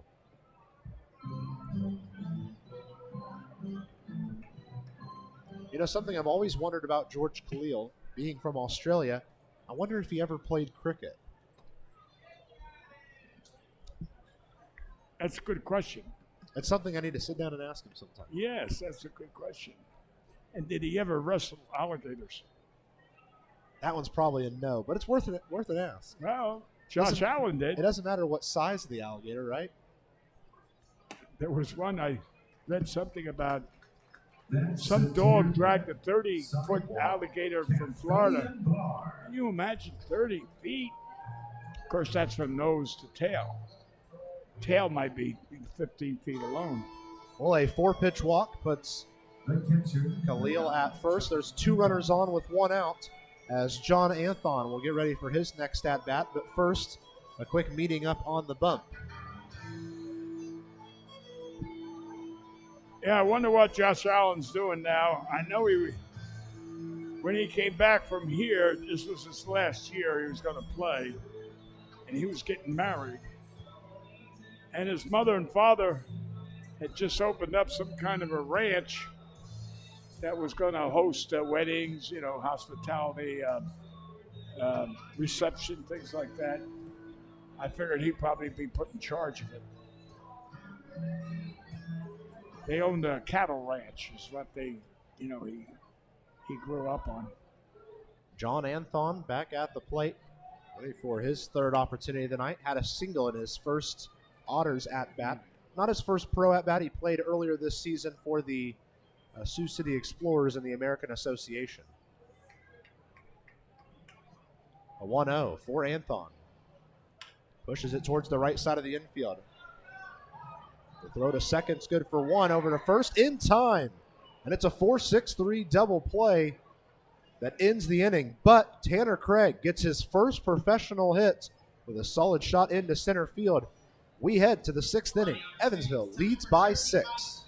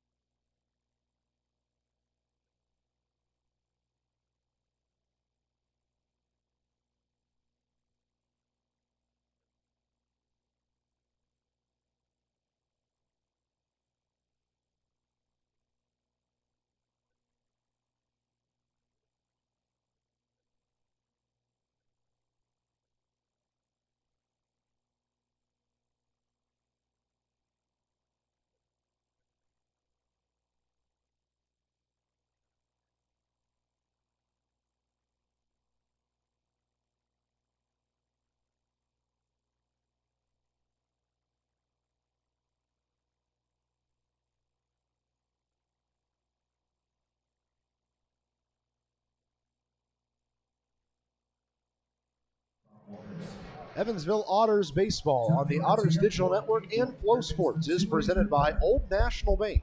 Your bank for Evansville, your bank for life. And to the 6th inning we go. Ryan O'Reilly working well. He's going to face Andrew Penner, followed by Isaac Bernard and Zach Rakusin here in the inning. Starts off with a called strike. Andrew Penner, the former Evansville Otter last year. The 0-1 comes home. It's sent out towards center field, down for a base hit. And for the second time in the last 3 innings, the Gateway Grizzlies will kick it off with a first at-bat single. Designated hitter, 20, Isaac Bernard. Well, I wanted to give another update on how things are going around the Frontier League. In the 9th inning, Sussex County's closing in on a 2-0 win at Ottawa. Sussex could, in this series, take the 2 spot in the East, and that'd be the first time since, I believe, early June that anyone other than Quebec or Ottawa was in 1st and 2nd in the East Division. Watch out, the Miners are on their way up. Isaac Bernard waiting on his first pitch. Just misses the zone on the inside for ball 1. In the bottom of the 6th, the New Jersey Jackals, who are one of the hottest teams in the league, up 4-3 at Tri-City. That'd be a good win for the Jackals. Meanwhile, in my opinion, the second hottest team in the league, the Trois-Rivières Eagles, tied 1-1 at Quebec, trying to give Quebec their 7th straight loss. That would be unreal if this Quebec team falls out of first place out of nowhere, because they didn't really have big signings or big losses. They've just had a bad stretch of baseball. Of course, that happens to everybody. Oh, yeah. A 1-0 to Isaac Bernard. Zoom down the right field line, but foul. And that gets effective when you start losing. Everybody starts losing confidence, and you start blaming each other. When we've said it all year long, there's a reason you play 96 games, and this is why. Because every team goes through a patch like this. It adds excitement. Now here in the playoff push, that it's gone from so stretched out in the East to everybody is so close. 1-1 the count to Isaac Bernard. Pitch on the way, and it's still inside for ball 2. Well, I'm quite sure we're not going to see any stolen base. But who knows? I mean, I've seen stranger things in this league. Be down by 20 and still attempt to steal. And this is a Gateway team who has just been killed by home runs this year. I mean, all season long, they've been plagued by opposing teams hitting home runs on them. And we're seeing that again tonight. As a team, Gateway has hit a total of 85 home runs. They've had now 121 hit against them. And you just can't win ball games when you're giving up home runs left and right.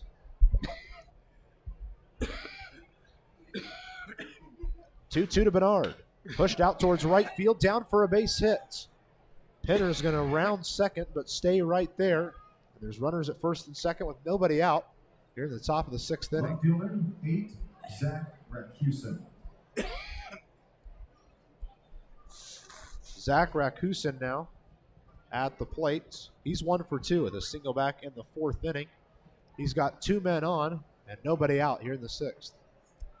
And going back to those home runs, the unusual thing about it is Gateway is the easiest place to hit a home run. And that's probably why they have so many against them.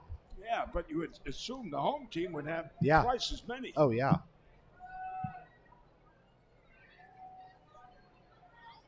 Zach Rakusin ready for his first offering. Pitch comes home, and it's a called strike 1. I was a bit surprised to not see Max Peterson go out and have a quick word there after the 2 straight singles. He did stand up and start to walk that way, so maybe if a third one gets on, that's when we'd see it. I would almost guarantee if it was Justin Felix catching, he would have gone out and said something. But with it being a brand new catcher, there's not much he can say.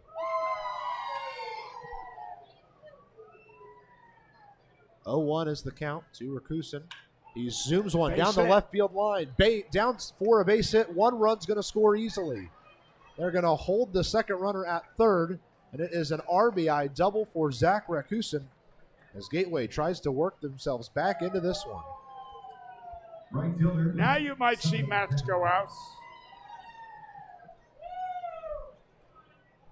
In fact, the Otters actually, as Max does walk out, the Otters saw J.R. Davis a couple of times. He was the one who went and had a chat with the pitcher during the series at Lake Erie. Really? Over there from third base. Kind of surprised me. And it looked like every time he did it, the hands pushed down, just like take a deep breath. Yeah. You're all right. Get through this one. The entire infield will come in and pass around the Rosenbach. As there's no outs, runners at second and third. Gateway's already scored 1 in the half inning, but they still trail by 5.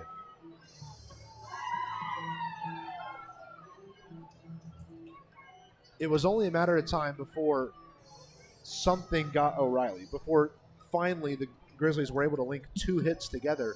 Unfortunately for the Otters, though, they've linked 3 now together, and they're starting to make a little bit of a run. Otters have nobody out, and they have no force play to help them with a potential double play. Well, it's going to be 1 out at a time. Kevin Krause at the plate now. The first pitch home towards him. Zoom towards J.R. Davis. He'll go home. They'll tag the man out. Great heads-up play from Felix, because not only does it get the out, but it does not allow the man to advance from second, and now the double play is in order. Anton. I said Felix, didn't I? Just muscle memory, I guess. No, that's all right. We all make mistakes. That's why there's erasers on pencils. See, that's why I needed you back here. I needed your help for those sorts of things. I'm the eraser? No, you're the fact checker. Oh, okay. Yeah. You're the spell check for me. Now, that was a good move because, you kept the runners on second. And first pitch to Trevor Achenbaugh. He zooms one to the left side through for a base hit. The run would have scored had he been at third. And where because the of that is one, that going? the bases will stay loaded. My God. That was Rosario out there. Where the heck was he throwing the ball? The way it came off his hand really spun in the air and took off towards the dugout of Gateway. Luckily, J.R. Davis got a glove on it. Otherwise, a run would have scored. So now Clint Freeman heads to the plate. 1 for 2 on the day for him. He's got the bases loaded in front of him with just 1 out. Now a double play will get us out of the inning. And the Otters are going to get a man up and throwing, it looks like. It'll be Braden Bonner, who was just recently acquired in a trade from Windy City. He's been excellent in his two appearances thus far. Freeman just misses, putting one down the right field line. It was a trade we made with Windy City. Windy City. It was And who did we give up? It was for a player to be named later. So for Oh. right now, nobody. But he was excellent in his 2 appearances against Lake Erie. Oh, he's already pitched for us. Yeah, he did 3 innings, struck out 3 in one of his appearances, and he's given up no runs and hits. So 0-1 to Clint Freeman. And it's fouled off towards the left side. Looked like something came off the bat. Well, whatever it is, he put it in his back pocket. Maybe it wasn't off the bat. Whatever it is, it wasn't detrimental enough that we can't keep playing. Might have Freeman been one of those rubber circles or Yeah. something they keep on the bat. 0-2 to Clint Freeman. 1 out, and the base is loaded. Ball pushed foul to the left side, and it'll get well out of play. Count remains at 0-2. Yeah, both Braden Bonner, who was acquired via trade, and Zach Smith, who was recently signed this week by the Otters, both made their first Evansville appearances this week, and I was very impressed with both of them. Oh, okay.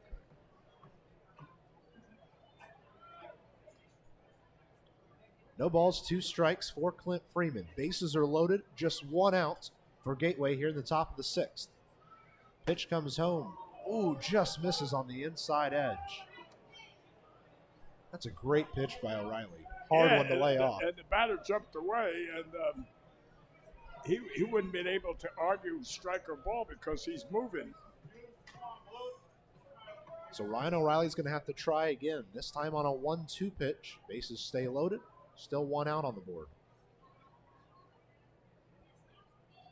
Pitch is off the handle of the bat towards right field. Long run for McNamee. It drops for a base hit.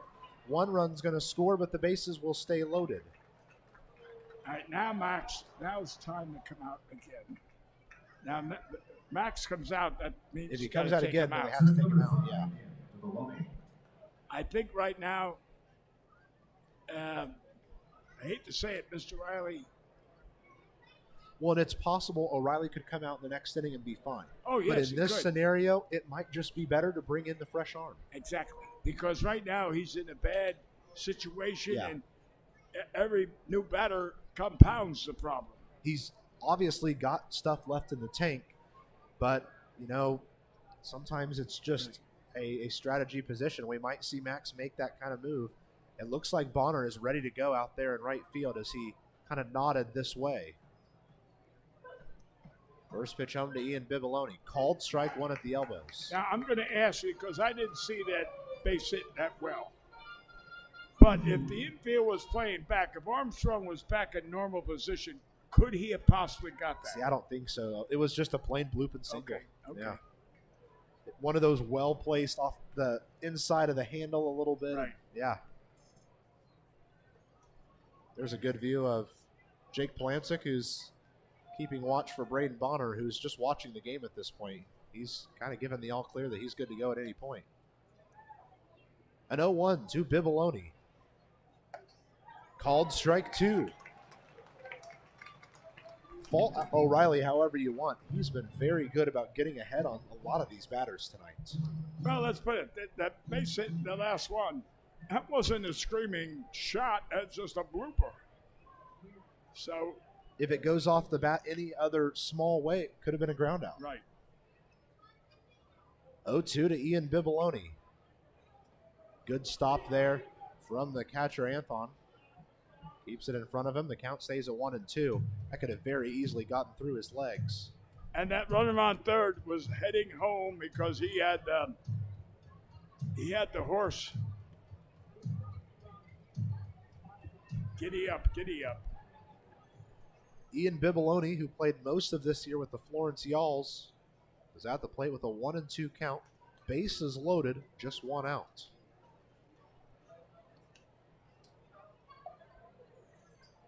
The 1-2 to Bibiloni.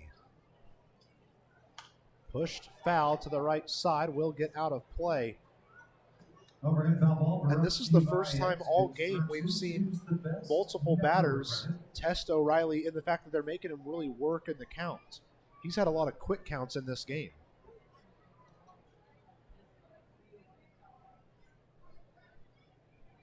O'Reilly asking to re-go through the signs. Finally nods home. Bases are loaded. 1-2 count to Ian Bibiloni. Pitch on the way. Works inside and hits him, and a run's going to score for free.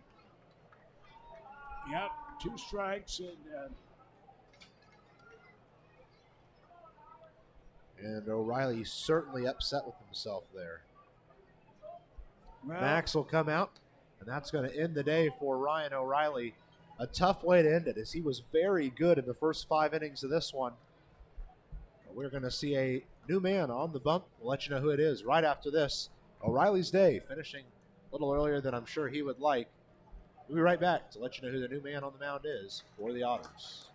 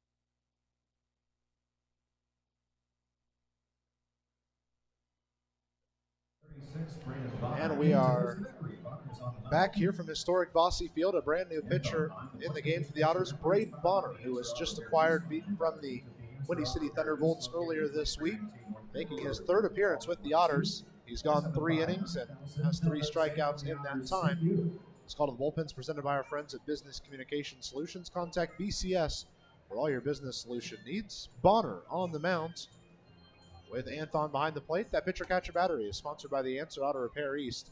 Find all your battery needs at the Answer Auto Repair East, located at 2319 North Green River Road, or give them a call at 812-475-9000. did you see him throw anything but fastballs? It did look like a lot of fastballs to warm up with from. And I'll be real with you. In the games that he pitched, he did lean on the fastballs a lot, but he has a very decisive slider that he works in that looks like his fastball, and at the last second zooms inward, and it can get a couple of batters. And before he even throws a pitch, he asks the catcher Anthon to come out and have a quick word. Bases are loaded. There's still 1 out. President of the Jacobsville Community Corporation to tonight's game. Big situation here. I mean, this is a huge opportunity to prove yourself to Max Peterson and the rest of this coaching staff. And certainly the toughest situation you've been in so far as an Otter.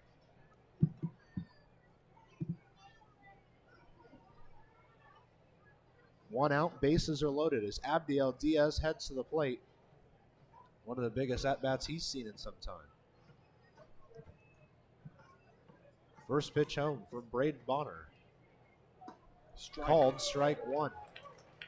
And one of the things I really like about his stance up there is he hides his arm very well. But he's unlike Samson Abernathy, who kind of did the same thing. Bonner's eyes are towards home the whole time. And then all of a sudden the pitch is coming home at 90, 93 mile an hour, and before you know it, it's past you. 0-1 just goes inside. and evens the count up.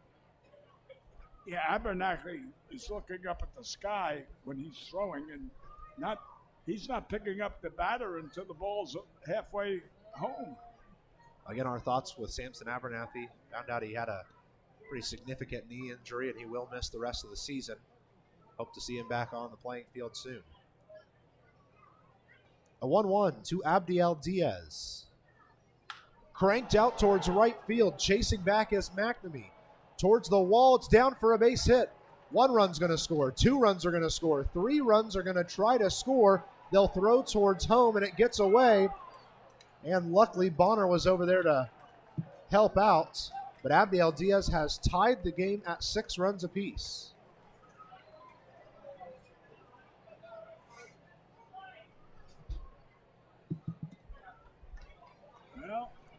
Well, that's a big inning for the Grizzlies. And it erases all that hard work that the Otters had. Well, Riley cannot be the loser. Can't be the winner. A bases clearing triple for Abdiel Diaz has tied our game at 6 runs apiece in the top of the 6th. Just like that, it's a brand new ball game. It's 0-0. That's right. Alex Hernandez at the plate. First pitch is high and inside, and now the Otters are playing well in to try to get the out at home.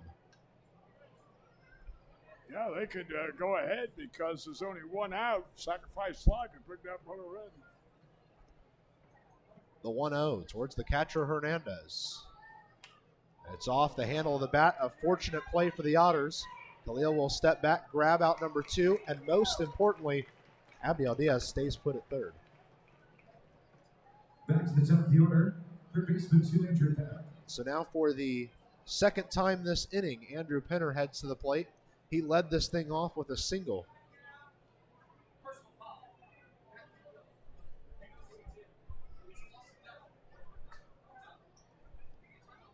Two outs, runner at third. Game is tied at 6 runs apiece.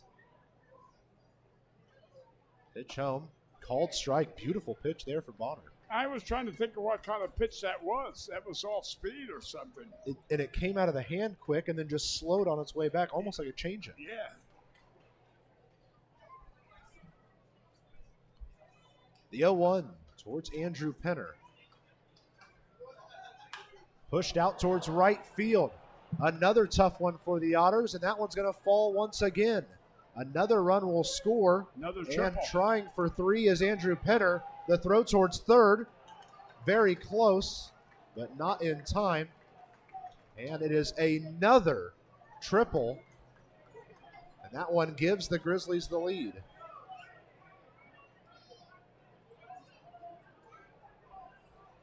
Tough way for the Otters to not only watch their lead disappear a little bit, but it's completely gone. They're now down in the game. Well, what's so terrible? I mean, 7 runs in 1 inning. Gee. So that'll bring Isaac Bernard to the plate. 2 outs, runner still at third. Here we were 6-0 in this particular inning, and all of a sudden now we're losing 6-7. First pitch to Isaac Bernard. That one is a called strike 1. And I mean, first of all, it's a tough situation for Bonner to hop in there. But the first triple hurts him, obviously. But then the second one is that nail in the coffin that really sinks the spirit low. Well, I'm just wondering, and I'm only asking, wondering. 0-1 to Bernard stays high and outside. He evens the count up. Would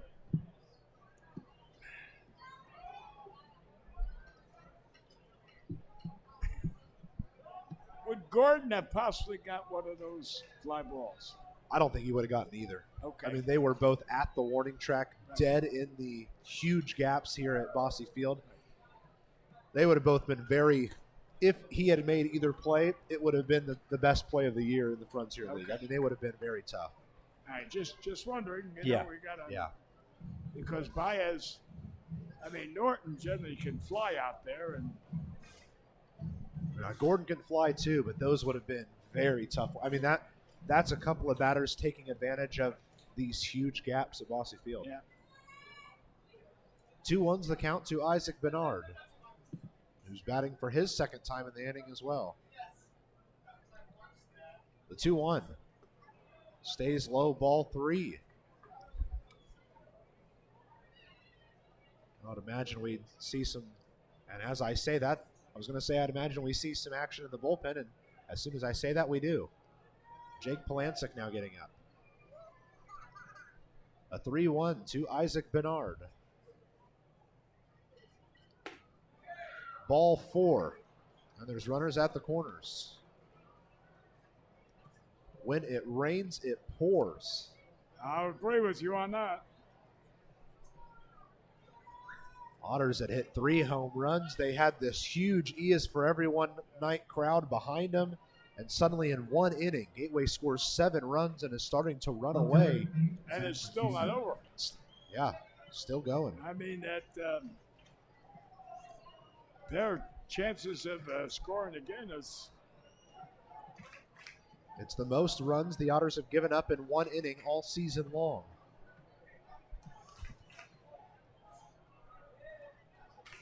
The first pitch to Zach Rackison. Put right back up the middle. Armstrong barely misplays it. The recovery throw. What a play! Gets it done, and the inning finally comes to an end. Good work from Armstrong to close the door on this inning. The downside for the Otters is they gave up 7 runs and now trail this one. The Bats come back up next right after this.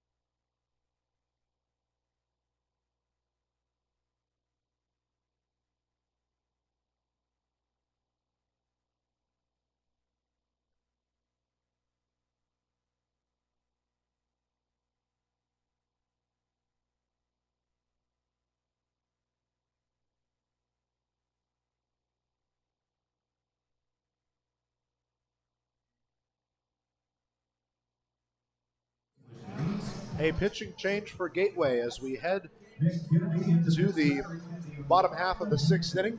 Coming in to pitch will be number 17, Nick Kennedy, the righty out of Arcadia, California. He last played for the Rockland Boulders, who we know now as the New York Boulders. They had a name change when they came into the Frontier League. That was his last team he played for back in 2019. He's had a solid year so far this year. And at this point, he's got a chance to kind of keep this game where it's at, potentially give Manuel Rodriguez a win. Rodriguez gets the win. The last time Rodriguez stood on this mound, he was down 6-0, and now he's in line for the win. Right. Either way, he can't win he can't lose. He was the loser, and now it could be the winner.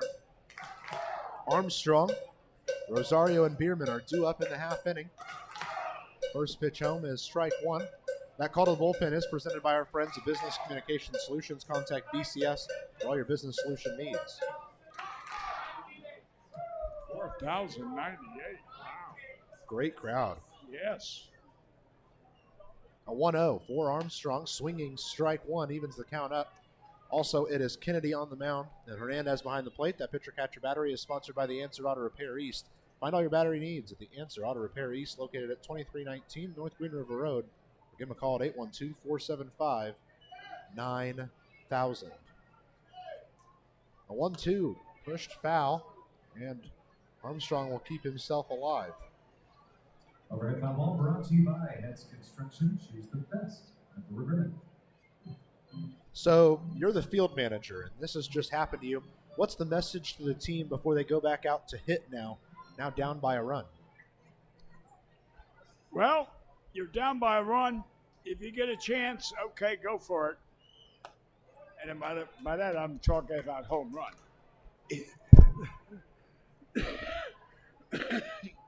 But now that don't apply to everybody. Yeah. It's just a home run hitter. But this is a situation if Armstrong gets on, maybe you take the gamble to try to get him to second with a stolen base. No. Well, I'd put him. I'm not going to. Ball hits towards Diaz. He'll play it into the chest. The throw to first is in time to recover Armstrong for out number one, and it won't matter. It won't matter now, whatever. So that'll bring up the Edward Jones leadoff hitter of the game, Brian Rosario. He's 2 for 3 with a single and an RBI triple so far in the game. And that last ball hit by him was hit very well. Just barely missed, being a home run ball. He has switched over to being a lefty now that there's a right-handed pitcher in the game. I was just going to say that. He's going to bat lefty for the first time. We went from a lefty pitcher to a righty. The first pitch to Brian Rosario just stays outside for ball one.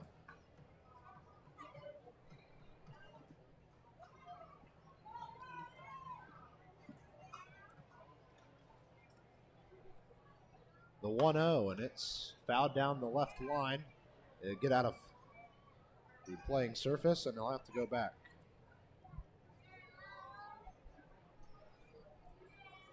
So the count evens up at 1-1 for Brian Rosario. By the way, we can close the book officially on the Gateway starter Manuel Rodriguez. He went 5 innings, giving up 6 runs on 9 hits. He walked 2, struck out 4. Also, we can close the book on Ryan O'Reilly, who gives up 6 runs on 7 hits and 5 1/3, striking out 2, walking 1. A 1-1 for Rosario. Pushed out towards the left side. Long dive, and it's no good for Diaz. And it's another base hit for Brian Rosario. Oh, so close to Diaz making one of the biggest plays of this game. And make it 3 for 4 on the day for Brian Rosario. I was just going to say, that's his 3rd hit. And he could have had a possible 4 for 4.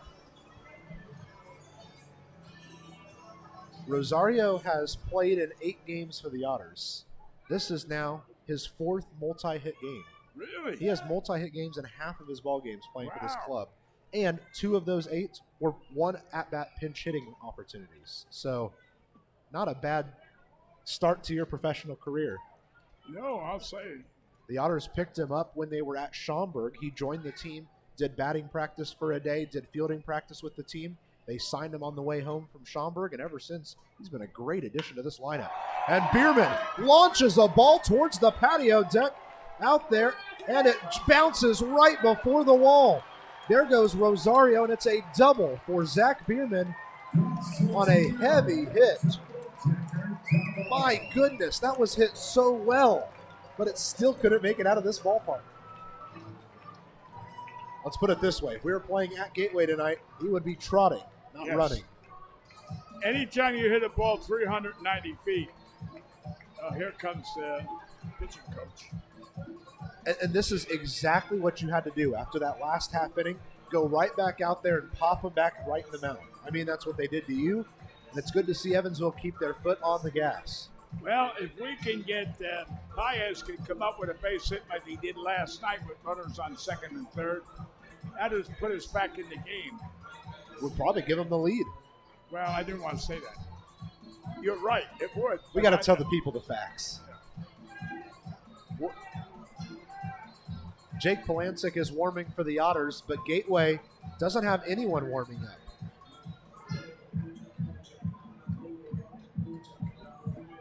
Long discussion up at the mounds. Well, they put it this way. whether Baez can get a base hit or not, if he gets a fly ball, at least he could tie the game up.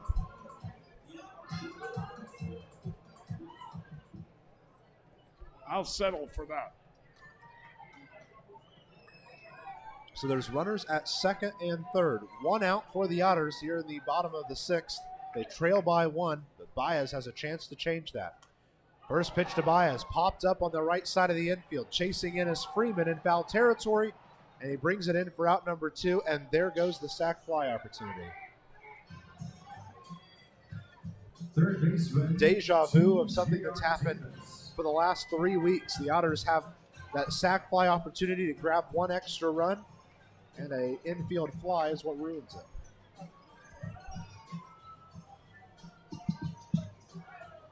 Well, JR, can he do it?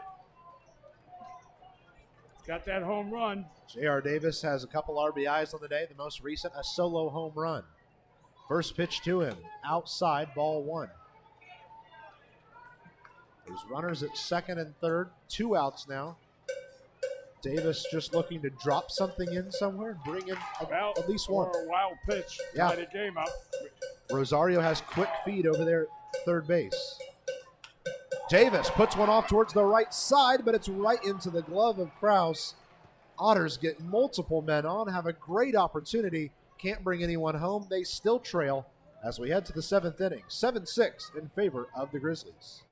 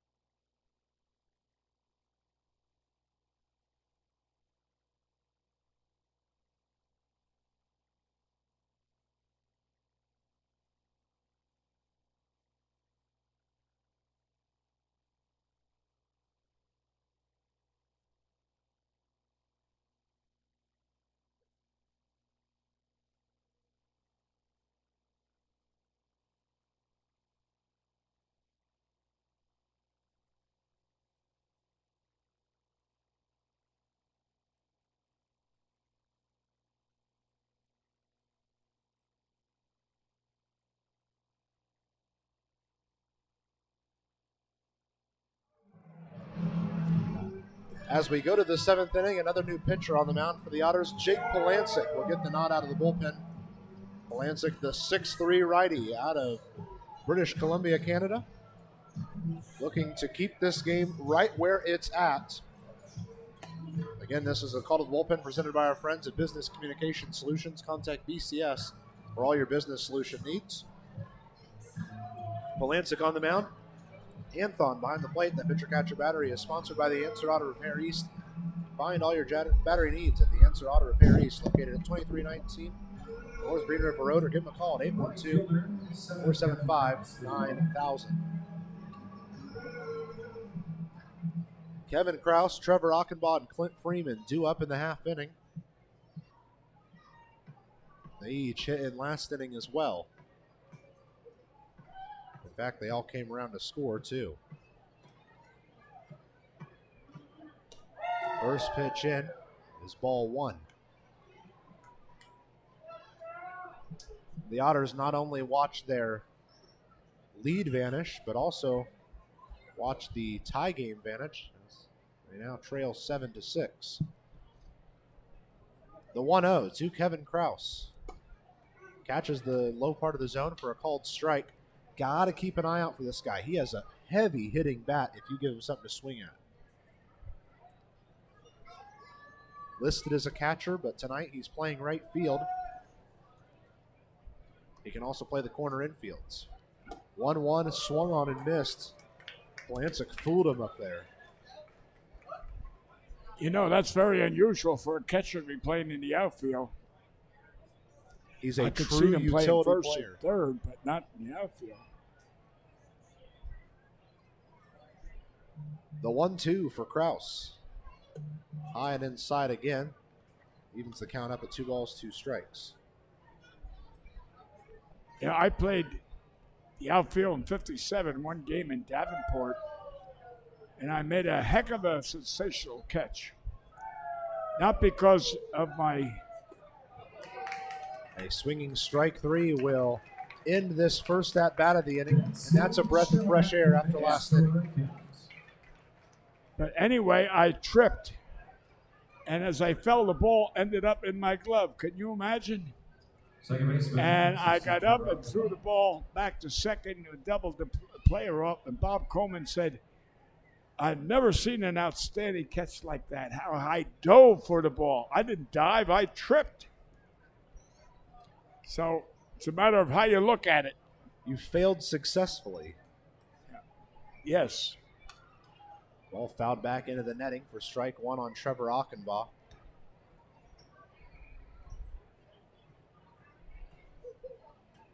Yeah, Horace Gardner, probably the best minor league baseball player I ever played with. He had something about water on his knee, and he had to get it drained all the time. You know, big needle, and they'd go and they'd drain it. And after he drained it, they couldn't play. That's how I ended up playing right field. That's not a fun experience. Had to do that when I had knee surgery. Really? Yeah, it's not the most fun. Yeah. No balls, 2 strikes to Trevor Achenbach. 1 out, nobody on. And the inside pitch is not bought out for ball 1. This is going to be a, if the Otters are not able to come back and this game ends up as a loss, this one might sting more than any of the ones all year long. Possibly, you're right. I mean, this was a game you had well in your grasp. 1-2, swung on and missed, and it's back-to-back German-American Bank strikeouts for the Canadian, Jake Polancic. American Bank strikeouts. No, you're right. You know, when you got more or less the game in your back pocket, I mean, and this then hurts you lose more. it. This hurts more than the 9 It run does. losses to teams earlier in the year, because Well, this is a game that was yours. Right. It's different than you start the game off, they scored 3 runs. In the second inning, they scored 2. Before you know it, we're going into the 7th inning, and it's 8-5. Ball zoomed down the third base line, but it is just foul. But you were fighting all the way back. But here, 6-0 and 3 home runs. Oh. And Riley wasn't pitching a bad game. No, that was, I mean, until that inning, he looked very sharp on the mound. 0-1 to Freeman. Swinging, strike 2. And Plancic's 1 pitch away from Striking out the side. Yeah, really controlling this inning. And I'm quite sure there's some fans out there saying, well, why didn't they use him first? An 0-2 to Jake Polancic. Swinging strike 3. It got away for a second, but they will not apply the tag. He walked away, so it counts anyway. And it's a striking out the side by Jake Polancic. All 3 German-American Bank strikeouts. Attaboy. He didn't make the tag because he was out automatically once he started walking away. You're right. We head to the bottom half of the 7th. Get up and stretch wherever you're listening from. I'm a stretch from Evansville.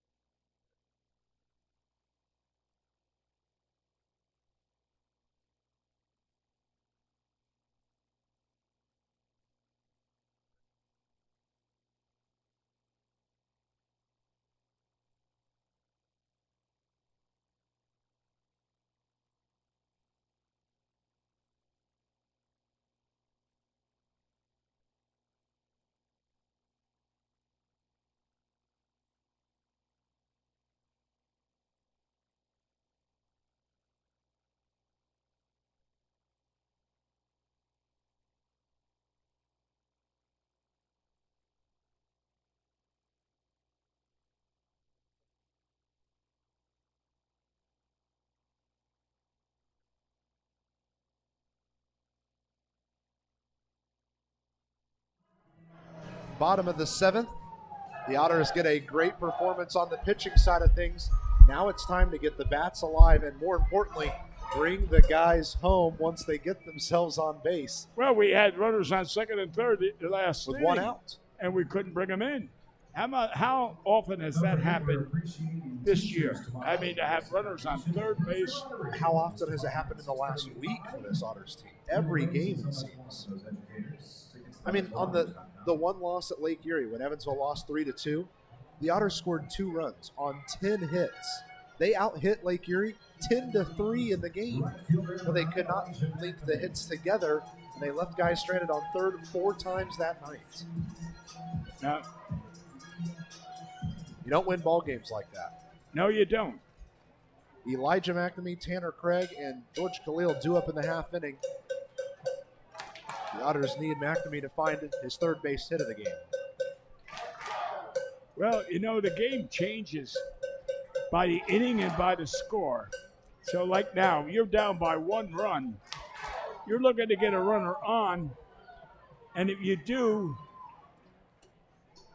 you want to either bunt him or you're going to say, try to hit it to right field so we'll have a hit and run or something.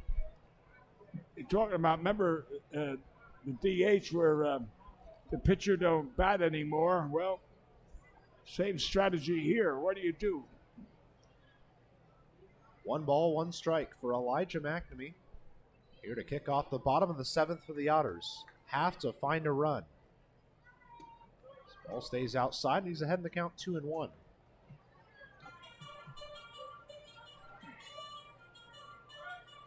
See, that's one of the pitches right there where a lot of Evansville batters have been chasing during the year. Low outside pitch. A swinging strike 2 on the inside evens his count up.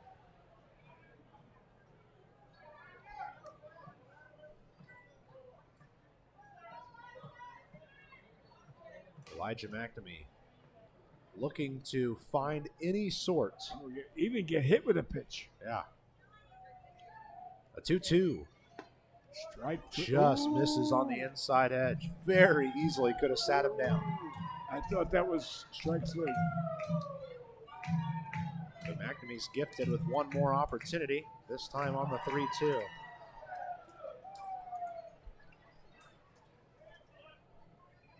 The payoff pitch, pushed foul to the right side.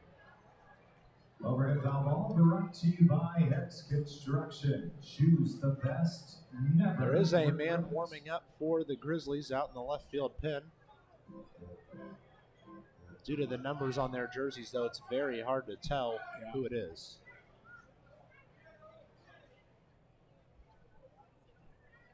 "3-2", right back up the middle, through for a base hit.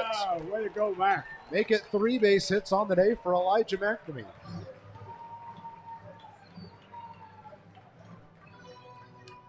See, now here, we're talking about that situation. Is Andy going to bunt? You got a new kid, Greg. Number 43, Tanner Craig.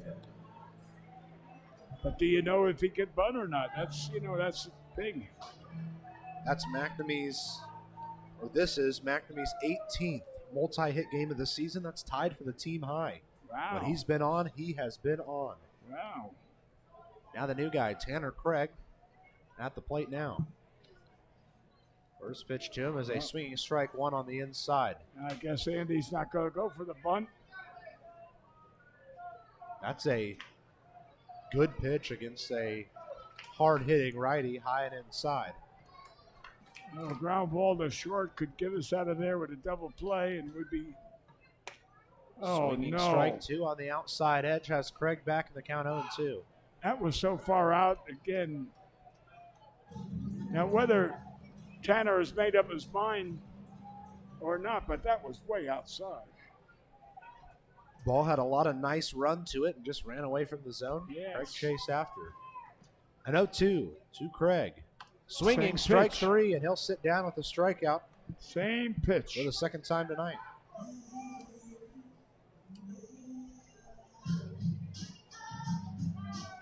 Shortstop, number 28. So George Khalil heads to the plate. The shortstop's 0 for 2 on the game with a strikeout and a ground out. And a walk.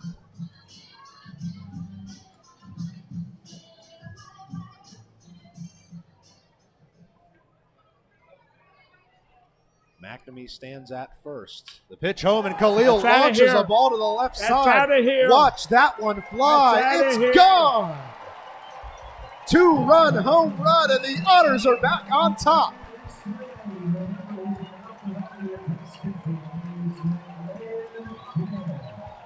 George Khalil with a right back at you play.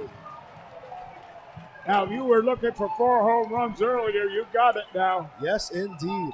The Otters have now hit as many home runs in this game as they did the prior almost 30 days. The biggest part of the Otters lineup has finally returned, and if it continues to stay that way, this is a dangerous Evansville team down the stretch. Yep. I mean, the Otters took the lead again now. It's up. Are we gonna have a pitcher warm up? You're gonna bring in your closer? It'd be the 8th inning only. So they'll probably keep Polancic in one more inning, I would assume. Well, he was struck out very the good. side. Yeah. First pitch to Ashton, and he puts it off to the right side, and Anthon has his second hit of the day. And this is it. The Otters needed a time where they could link some base hits together. That's what they've done. Second baseman, number 8, Andy Armstrong. Andy Armstrong making his way back to the plate. He is 1 for 2 on the day. A double, a sacrifice bunt, and a ground out to the shortstop.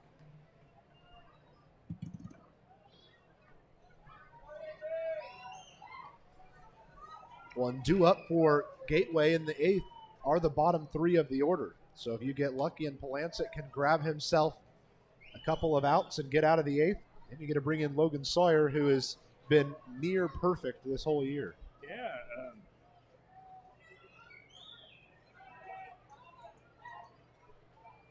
1 ball, no strikes for Andy Armstrong. John Anthon stands over at first.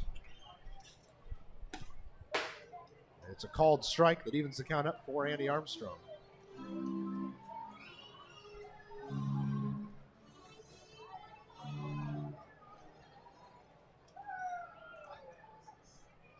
Andy Armstrong looking at a 1-1 count with 1 on and 1 out here in the bottom of the 7th inning. Pitch heads home, it stays outside, and he takes the lead again.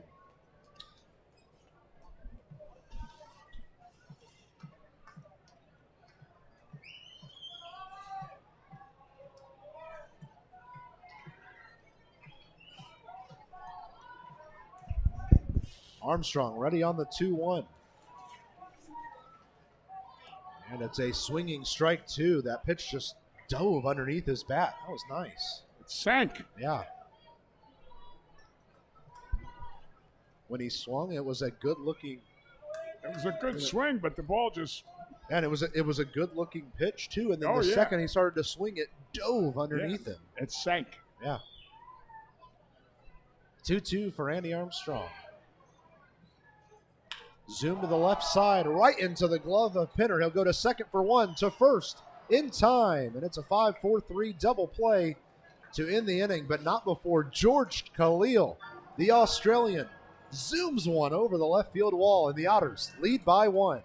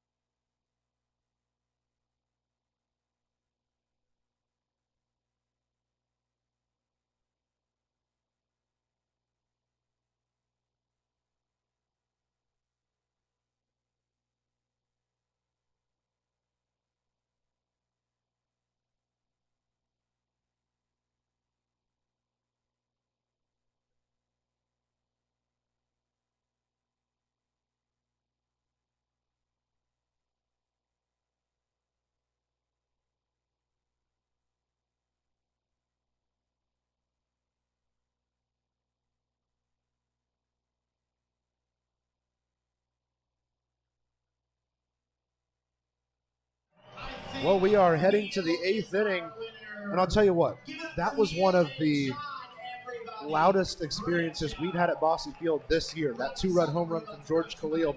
The 4,098 fans in attendance made their presence known. Well, it was a gigantic home run. I mean, you knew it off the bat. You're right, because the minute it left, bye-bye birdie. Yeah.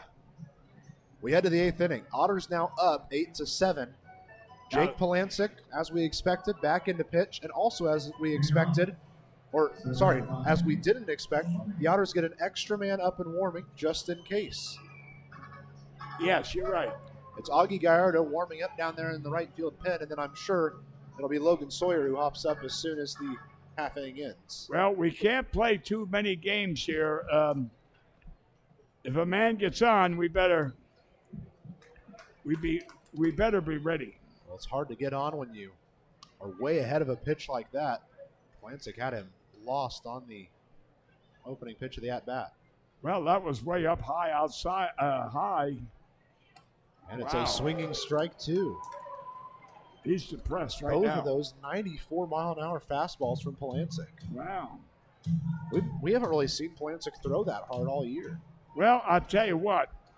When they're high, they seem like they're faster. The 0-2 to Ian Bibiloni. Barely fouled back into the netting. Now, just think of what I'm saying. When you have a high, letter high, chest high, neck high, that means you got to lift your arms up to swing. Not only go across your body, but up, and it takes a little extra. 0-2 goes way up and in and hits the man, and he'll head to first for free. And you know what that was? A breaking pitch. That was a breaking pitch. The first one of the whole at-bat. So that'll bring up Abdiel Diaz, who last time up had a 3-run triple that tied the game. Let's go back to that pitch. He's missed 2 pitches at a 94-mile-an-hour. I mean, he was late in both, never touched anything. Why would you want to come back with a curveball? First pitch to Diaz, who shows bunt towards the first base side, picked up by Bierman. He'll throw to first, and they get the 1 out. Good work there from Armstrong to punch his foot down and slam it on the bag. Well, give credit for the pitcher getting off that mound quickly as he did.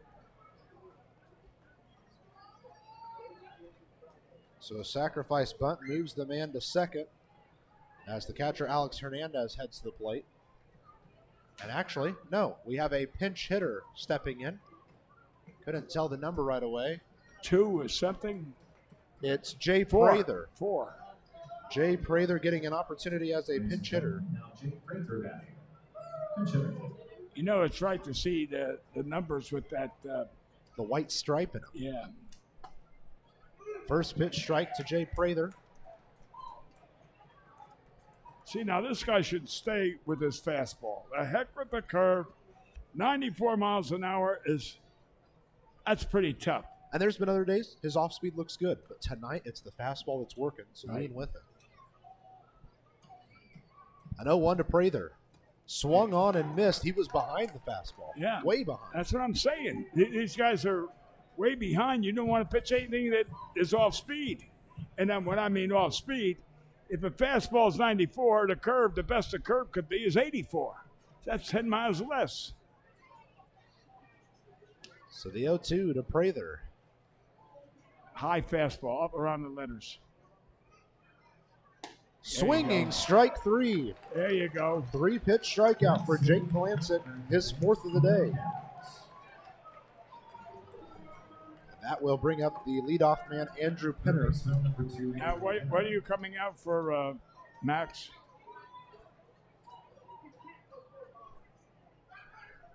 You bringing somebody else in? I guess we'll see. And yes, indeed. The Otters are going to make a change after Polancic gets the second out of the inning. We'll let you know who's coming in for him right after this on the Otters Digital Network.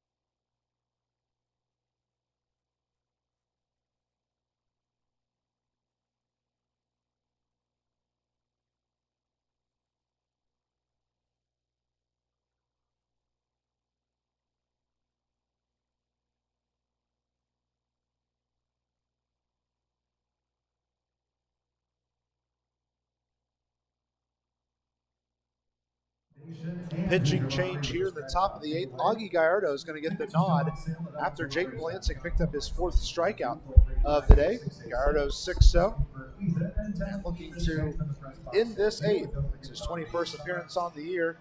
4.64 ERA on the season. Last night was certainly his toughest performance yet, as he came in with a 3-run lead in the 8th, gave up 2 runs to Lake Erie, and then his belt broke.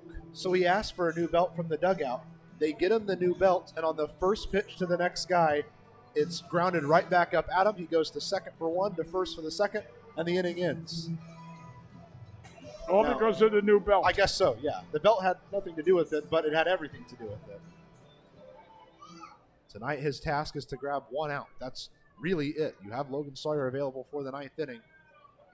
Gallardo just needs 1. There's a runner on second, 2 outs, and the leadoff man, Andrew Penner, heading to the plate. Penner got the triple last time up, did he not? It was the one that gave the Grizzlies the lead at the time. The first pitch to Andrew Penner. This is low and a bit outside for ball 1.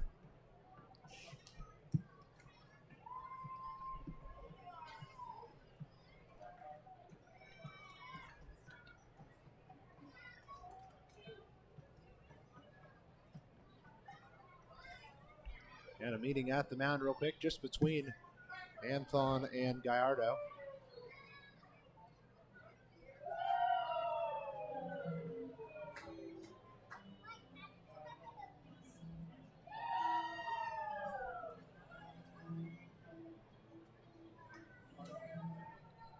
Long talk up there, and finally they have had their discussion. They're ready to keep going.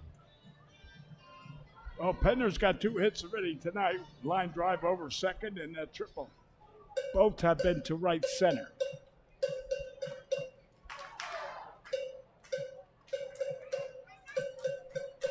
The 1-0 catches the inside edge and evens the count up. That is a very important strike to get for Augie Gallardo.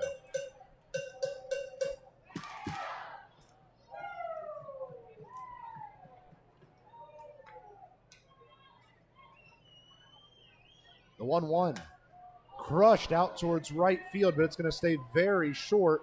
McNamee thinks he's under it, and indeed he is. For out number 3, we head to the bottom half of the 8th. Otters still leading by 1.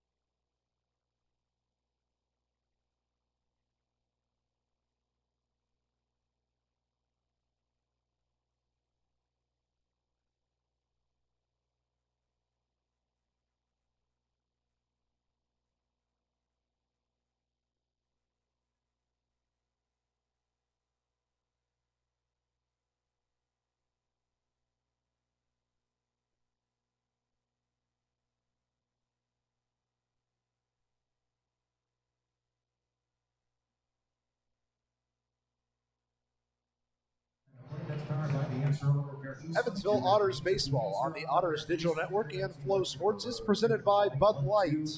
With that, we introduce you to the new pitcher for the Gateway Grizzlies, Taylor Sugg, who just came off the COVID IL list this morning. He was one of the many Gateway Grizzlies pitchers who got hit with COVID earlier this week or last week. Good to see him back out there on the bump. 20th appearance for him, an ERA just over 4.5. His job, keep this game right where it's at.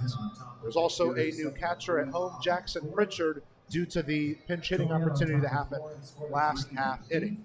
Again, this is a call to the bullpen presented by our friends at Business Communication Solutions. Contact BCS, all your business communication solutions. That virus has really caused trouble in the Frontier League. Even the president's got it again. Thank God I haven't got it. I've been tested quite a few times. So I don't like when they shove that needle up your nose. Not very fun.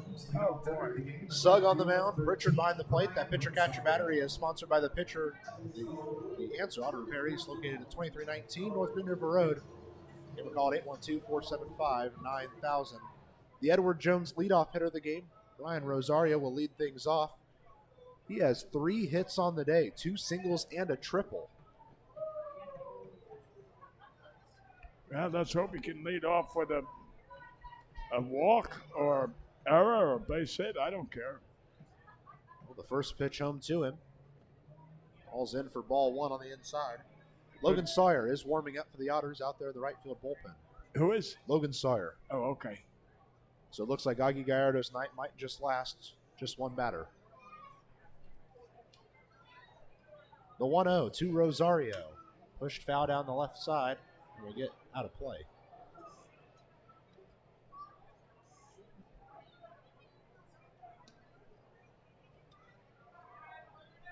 Hoping to see Brody Tanksley come off the IL this week.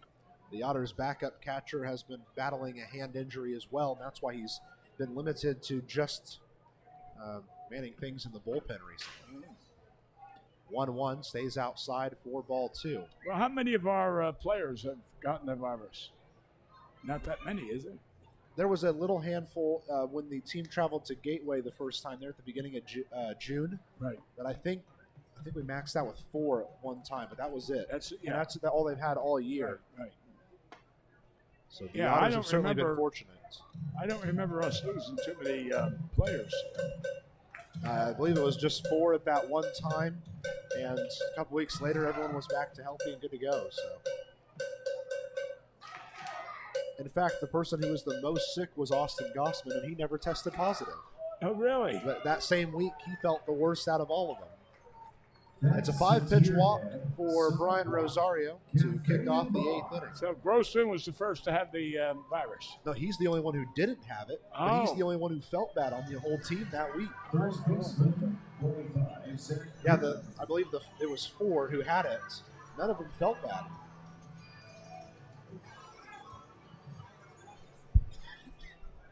Zach Bierman heads to the plate. Another home run would be nice here, as he's 2 for 4 on the day. Had a solo shot in the first inning. First pitch to him here, and it's outside, ball 1. Bierman has really been hitting the ball, whether he gets a base hit or not. He's been making solid contact.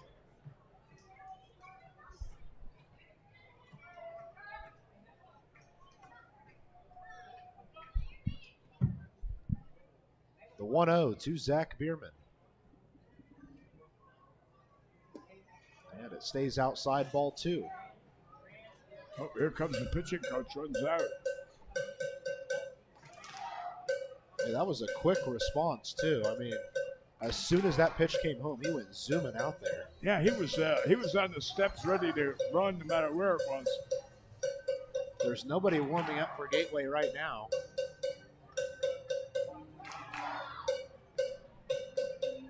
And just like that, the meeting's over, and he jogs back.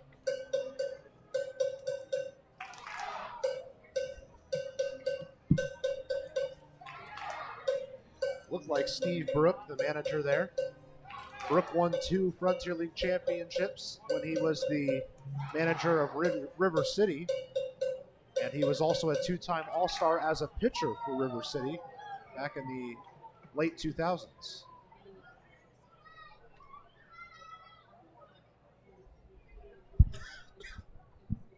Two balls, no strikes to Zach Bierman right after the mound visit. And another pitch outside, make it ball 3. And the Gateway bullpen continues to stay dormant.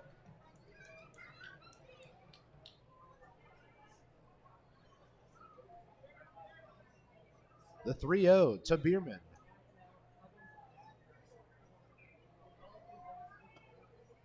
And that's a called strike again on that outside edge. Looked that was a give me a call.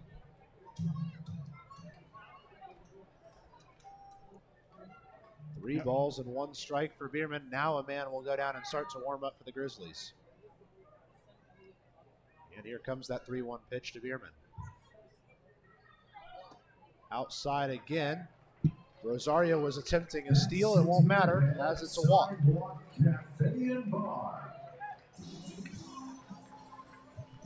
Back-to-back walks have started this inning for the Otters. And because the Grizzlies just got their man starting to warm up, he's not ready to go yet. Nope. Center fielder 33, Jeffrey Baez. You know, that's why we keep saying, have someone ready. You don't have to use them. But now, it's going to take that warm-up pitcher or that one in the bullpen. He's going to have to throw at least 20 pitches, which is going to be 5 minutes or so. First pitch to Jeffrey Baez with runners at first and second and nobody out. Is on the way. Baez was showing bunt and it worked way high and inside on him. Oh, I thought he got hit. Just barely got out of the way in time. It's unique to see Jeffrey Baez willing to lay down the bunt here. Good to see. It's a smart move. Get both runners in scoring position. Give yourself a chance for some insurance. A 1-0 for Jeffrey Baez. Swinging strike one evens the count up. He was going for the fences on that pitch. Yes, he was. Rosario stands on second. Bierman at first. Both reached in the walk here in the bottom of the 8th inning.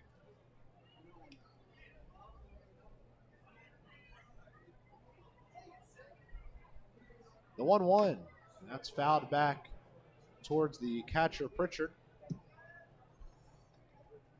Baez is going for the fences. And the last two swings, boy, he put everything behind it. I'm going to say he's over swinging.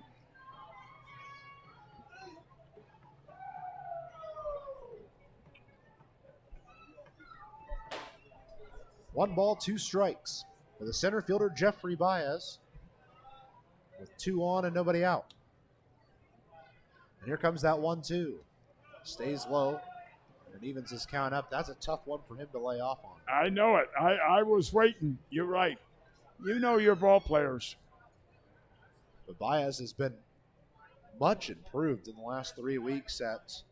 Well, he has been chasing too many of those off-speed pitches. That was a weakness he had about 2 weeks ago. But ever since the All-Star break, he's looked a lot more disciplined. Yeah. As has Steven Sinsley. A 2-2 to Jeffrey Baez. Bounces in and it gets all the way back towards the backstop. Both runners will advance 90 feet.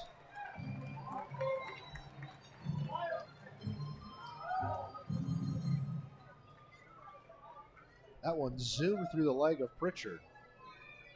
Well, you got runners in scoring position and no outs. So we got 2 shots for a sacrifice fly. Even if Baez records an out here, it's almost as if he bunted them over. So now, unless he goes to the right side of the infield and maybe Rosario scores.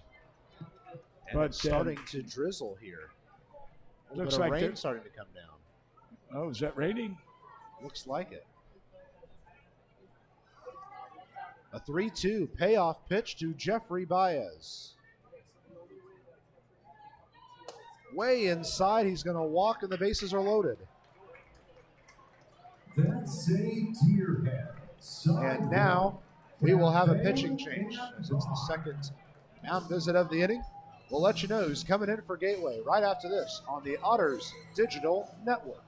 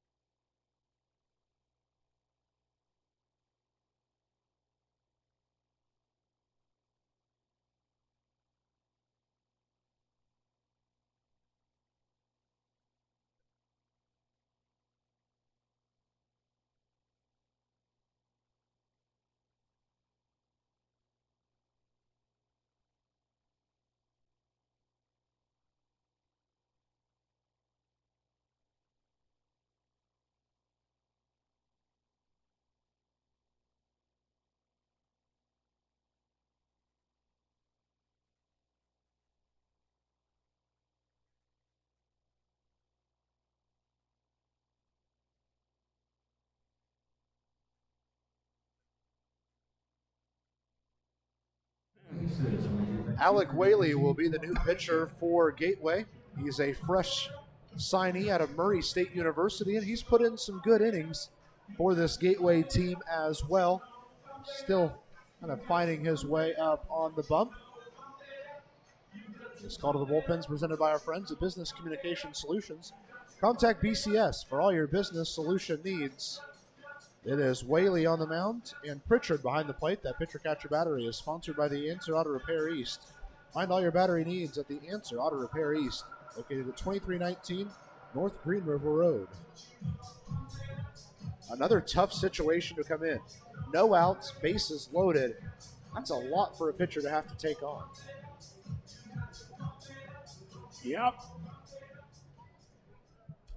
But I tell you what, if I went back 66 years ago and Bob Botts or Claude Raymond came out on that mound right now, I had all the confidence in them.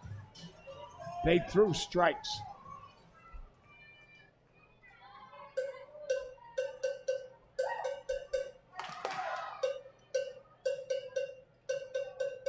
First pitch to J.R. Davis on the way, inside, ball one. It feels like the action's right here because the entire infield's playing in. The crowd is much louder than a lot of games, so it feels like we're right there in it tonight. Every pitch is breathtaking. A 1-0 to Davis. Again well inside. I noticed this guy threw a slider. It didn't have that good bite to most of them. One, yes, it really had a good bite, but the others, and we haven't seen it yet, although it's only 2 pitches. 2 balls, no strikes to J.R. Davis. That one's fouled off towards the left side.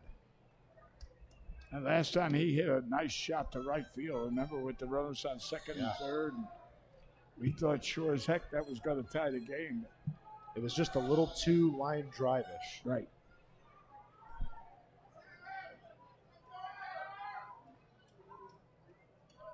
Two balls, 1 strike to J.R. Davis. That one is fouled back behind home plate, evening the count up at 2-2.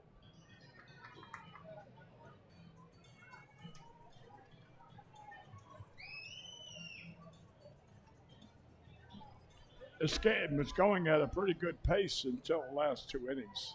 Yeah, everything started slowing down. A lot of pitches, a lot of walks. After 2 of the 3 games against Lake Erie went 4 hours plus, it was kind of strange to be zooming through one here. A 2-2 to Davis. Launched out towards center. Chasing over is Bibiloni. It should be, but it's actually Kraus who brings it in for 1 out. And advancing home is going to be Rosario on the sac fly RBI.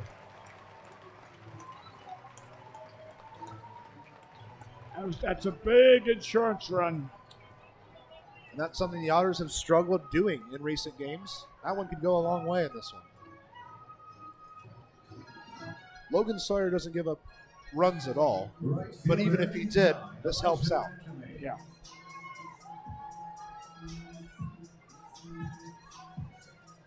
Elijah McNamee makes his way to the plate. Runners at first and second, 1 out. McNamee on the day is 3 for 4, 2 singles and a home run.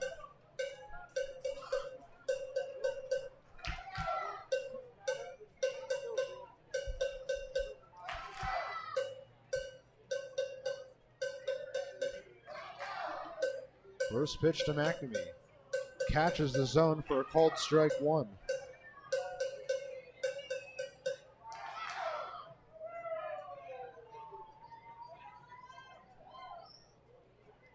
Big hit, Matt. Could use 1 more here just to help the Otters' offense out. More importantly, help the defense out. The 0-1, well inside on McNamee. Count evens up. I think a ground ball going into left field could easily be another run. Guess it all depends on how quick McCauley thinks Bierman can round third. That's right. Bierman's on third. On base. The 1-1 to McNamee. It's bouncing towards the left side. Picked up by Penner. He'll go for the one sure thing out at third. And McNamee advances both runners.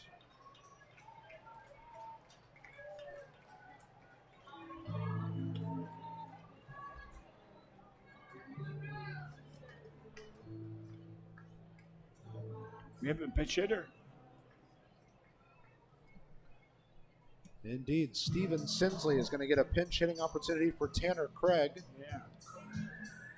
So that will end Tanner Craig's professional debut. He went 1 for 4 in the game, got his first professional hit.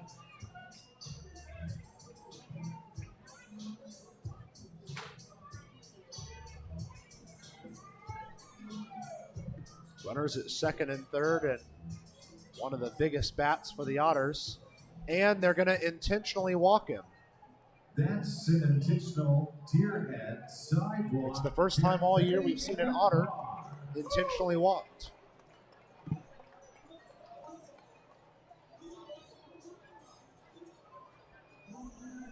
So that's going to bring George Khalil to the plate with the bases loaded. And boy, did the pressure get turned up a little bit for George Khalil. Well, George is the hero so far this game. Be nice to see him get a hold of one more in this one. Well, I'm just thinking what it would be to hit a second home run.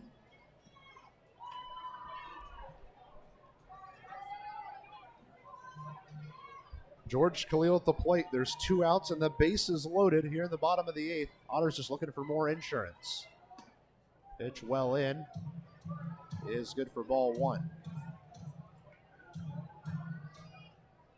Otters have already scored 1 in the inning on a sac fly RBI.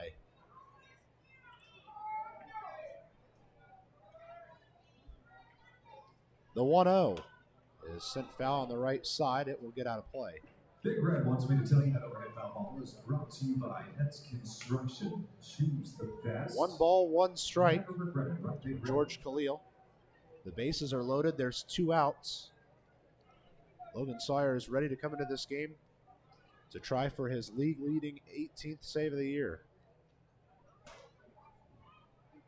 The 1-1 to Khalil. Catches the zone on the outside edge, and Khalil's back 1-2 in the count.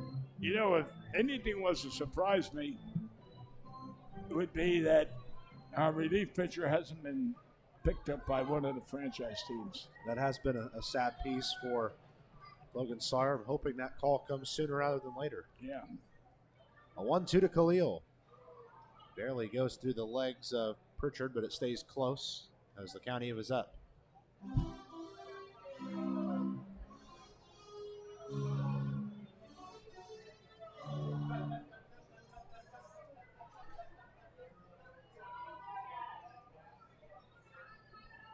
Long wait for the pitcher to get things set. A 2-2 is fouled back.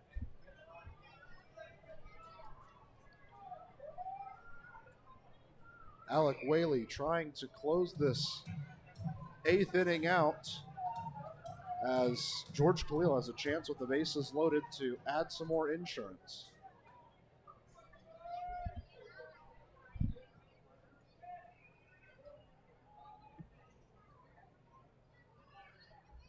The 2-2. Zoomed out towards right field. Chasing back is Kraus, and he makes the catch. Khalil got a hold of another one, but not enough to do damage. We head to the 9th. Logan Sawyer will enter the game, and the Otters will look to win Game 1 against the Gateway Grizzlies.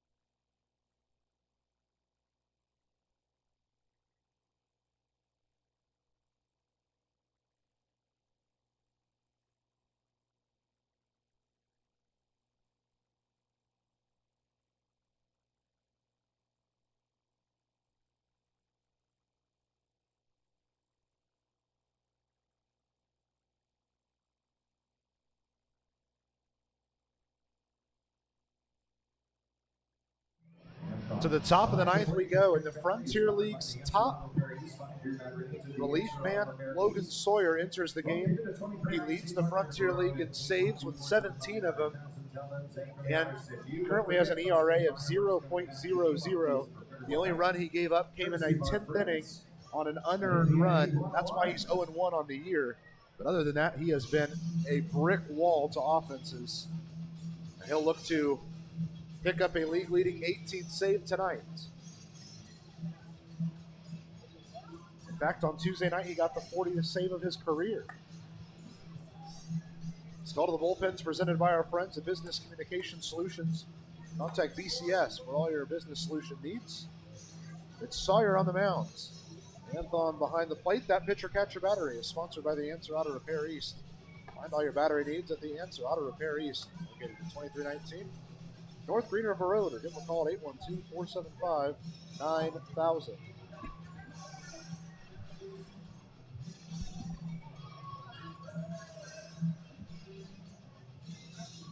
Otters are not changing a thing anywhere else on the field. Whatever happened to that third baseman that came in about 2 weeks ago? Yeah, Anthony Torrelas was, I think of the exact day. He was released a couple of weeks ago. Oh, he was released? Yeah. He came in like a house of fire. And then his bat really cooled fell off. off. The defense was still there, but unfortunately, there's only so many spots in your lineup you can have great defense and not the great batting. Well, his Right now, those defense cost us that ball game that one night when he made that error at third base. And it was a great game up until that point. Anyway, he's no longer that was Adcock's 14 strikeout night. Yeah. So Isaac Bernard, Zach Rakusin, and Kevin Krause are due up in the half inning. First pitch home from Sawyer is a called strike one. Was that not 87? 97. Oh, 97. Otters playing straight up in the defensive side of things, except for Baez in center. He's pushed over to the right side a little bit. The 0-1 to Isaac Bernard is foul tipped into the glove for strike two.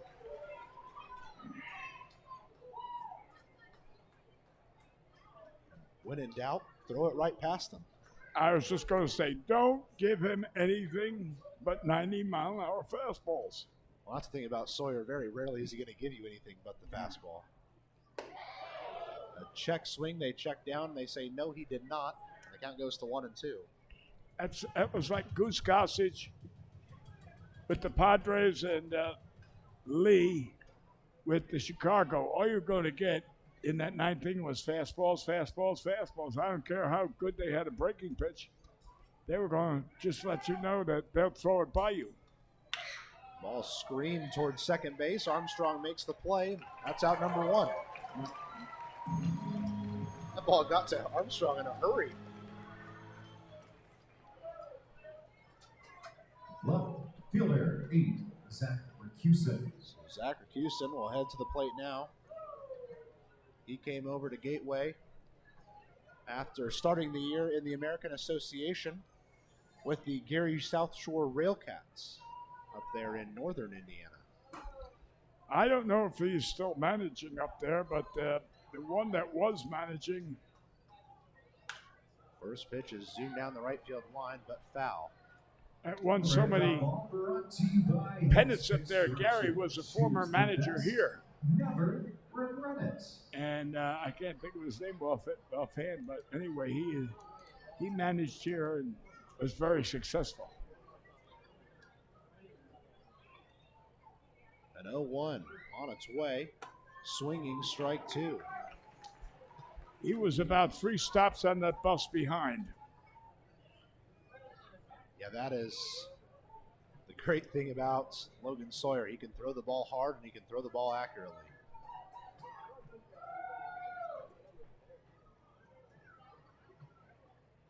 The 0-2 sent on the ground towards Davis.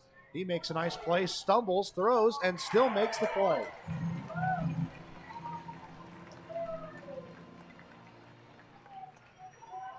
Davis almost lost his feet underneath him. Still made an accurate throw, though. Now, this is I wonder. Davis did nearly trip. But George was right behind him, so he could have made the play as well. Absolutely.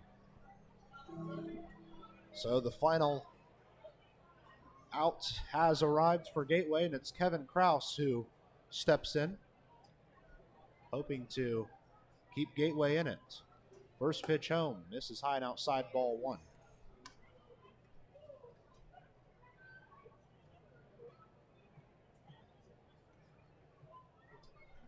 Nobody on, 2 outs.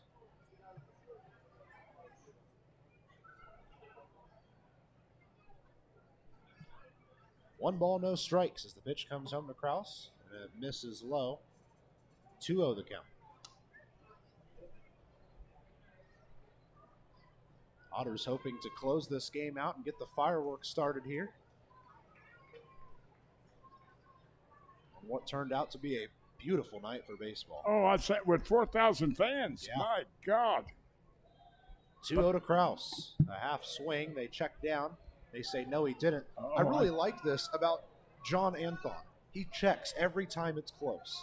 He always puts it in the umpire's hands, and it's nice to see that. Oh, that's where it should be. Why? It's free. I'm just going to say, that's the word. A 3-0 to Kraus. Inside, ball 4. And here's a even crazier one for you. That's only the second walk on the season for Logan Sawyer. In 24 appearances. Coming into the game, he had 33 strikeouts, just 1 walk. That's pretty good. I'll say that's exceptional. Yeah. Trevor Achenbaugh, one of the hottest hitters on this Gateway team, has a great opportunity here. 1 runner on, 2 outs. The first pitch home. Sent on the ground to the left side, but it'll stay foul for strike number 1.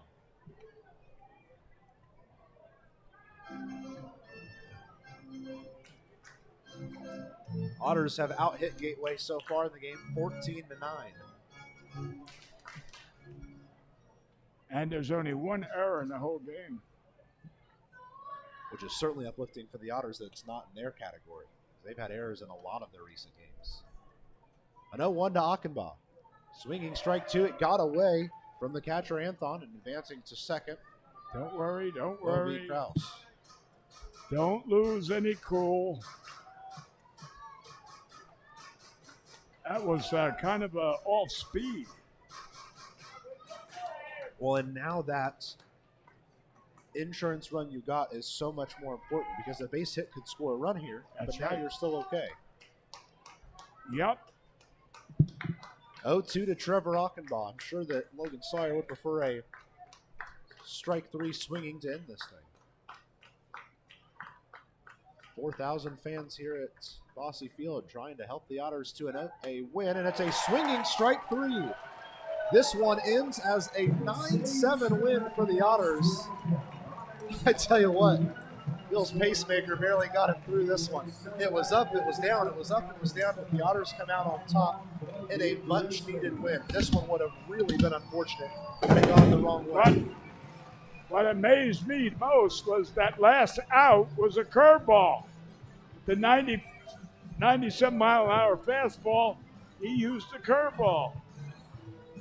Well, Logan Sawyer is going to get the save, his 18th of the season. Jake Polancik's actually the one who gets the win. He advances to 3-3. The loss falls on Nick Kennedy. He drops to 1-1. This was a game where the Otters finally found the long ball come back. Zach Bierman hit one in the first inning to kind of help set the pace. The Otters would score 1 more run later and led 2-0. In the third, they added 1 more on an Elijah McNamee home run. And then in the fourth, 2 more runs. The first one coming on a RBI triple for Brian Rosario. He scored 1 more run on the wild pitch coming home. Then in the fifth, J.R. Davis hit a home run to bump the Otters' lead to 6. Then in the 6th inning, the Grizzlies got to Ryan O'Reilly. They got to him really well. They pulled him from the game. They ended up scoring 7 runs, highlighted by back-to-back RBI triples. And we entered the 7th inning, Gateway leading 7-6. But then in the bottom of the 7th, the most unlikely of heroes, George Khalil hit one of the biggest home runs we've seen at Bosse Field all year long to give the Otters an 8-7 lead, one that they would not surrender. In fact, they would add a run of insurance in the 8th and would go on to win 9-7 in this one. They out-hit the Grizzlies 14-9, and the most important part of the game for me, the Otters don't have an error, which has been something that's plagued them recently. There were a lot of things that had to go right for the Otters to make it feel like a really good, successful effort. The only one that I feel they didn't check was the starting pitcher couldn't go the full 6 or 7, and that's just because he just got clobbered really quickly. Yeah, you're right. Although you were on the road, and the Otters did make quite a few errors, and they were costly at times. But, there was no errors in this game, especially that Armstrong one that could have been the 8th run for them in that 7th inning. And it would have been an error. Right, and that might have changed the whole complex of the game. And he made a sensational play. So, yeah, I know you've said it all year long, and I'll agree with you. The Otters have a good defensive team, and that's what it's going to take to get to the playoffs. Good offensive power and good pitching and some timely hitting with good defense. Well, the upside for the Otters is that they're able to get a win here. The downside is, like they've done all year long, the Washington Wild Things put a big old crooked number up in the 3rd, and they lead 7-3. So it's possible the Otters won't get a game back on Washington tonight. But a benefit is Schaumburg is in a close game with Windy City. You could potentially get a game on them. The most important thing of all is that you're playing a West Division opponent and you get the win. You got to win these divisional games if you want to make that playoffs. And you got to make sure we're in the playoffs. I mean, whether we're 1st, 2nd, 3rd, we're in the playoffs. That's what counts. Well, the Otters are going to get a 9-7 win here, highlighted by a whole bunch of home runs. In fact, 5 of the Otters' 9 runs come from the long ball, something that the Otters hadn't seen in quite some time. They get a win here, and this one sets the pace for what could be an exciting weekend series against the Gateway Grizzlies. We're glad you've joined us both here on the Otters Digital Network and Flow Sports, and we're excited to talk to you tomorrow night. 6:35 first pitch as these two squads go at it once again here from historic Bosse Field. For all of us here at the Evansville Otters, he's Bill McEwen. I'm Matthew Will saying so long from beautiful Bosse Field. We will talk to you tomorrow night as the Grizzlies and Otters do battle once again. God bless and good to be back home.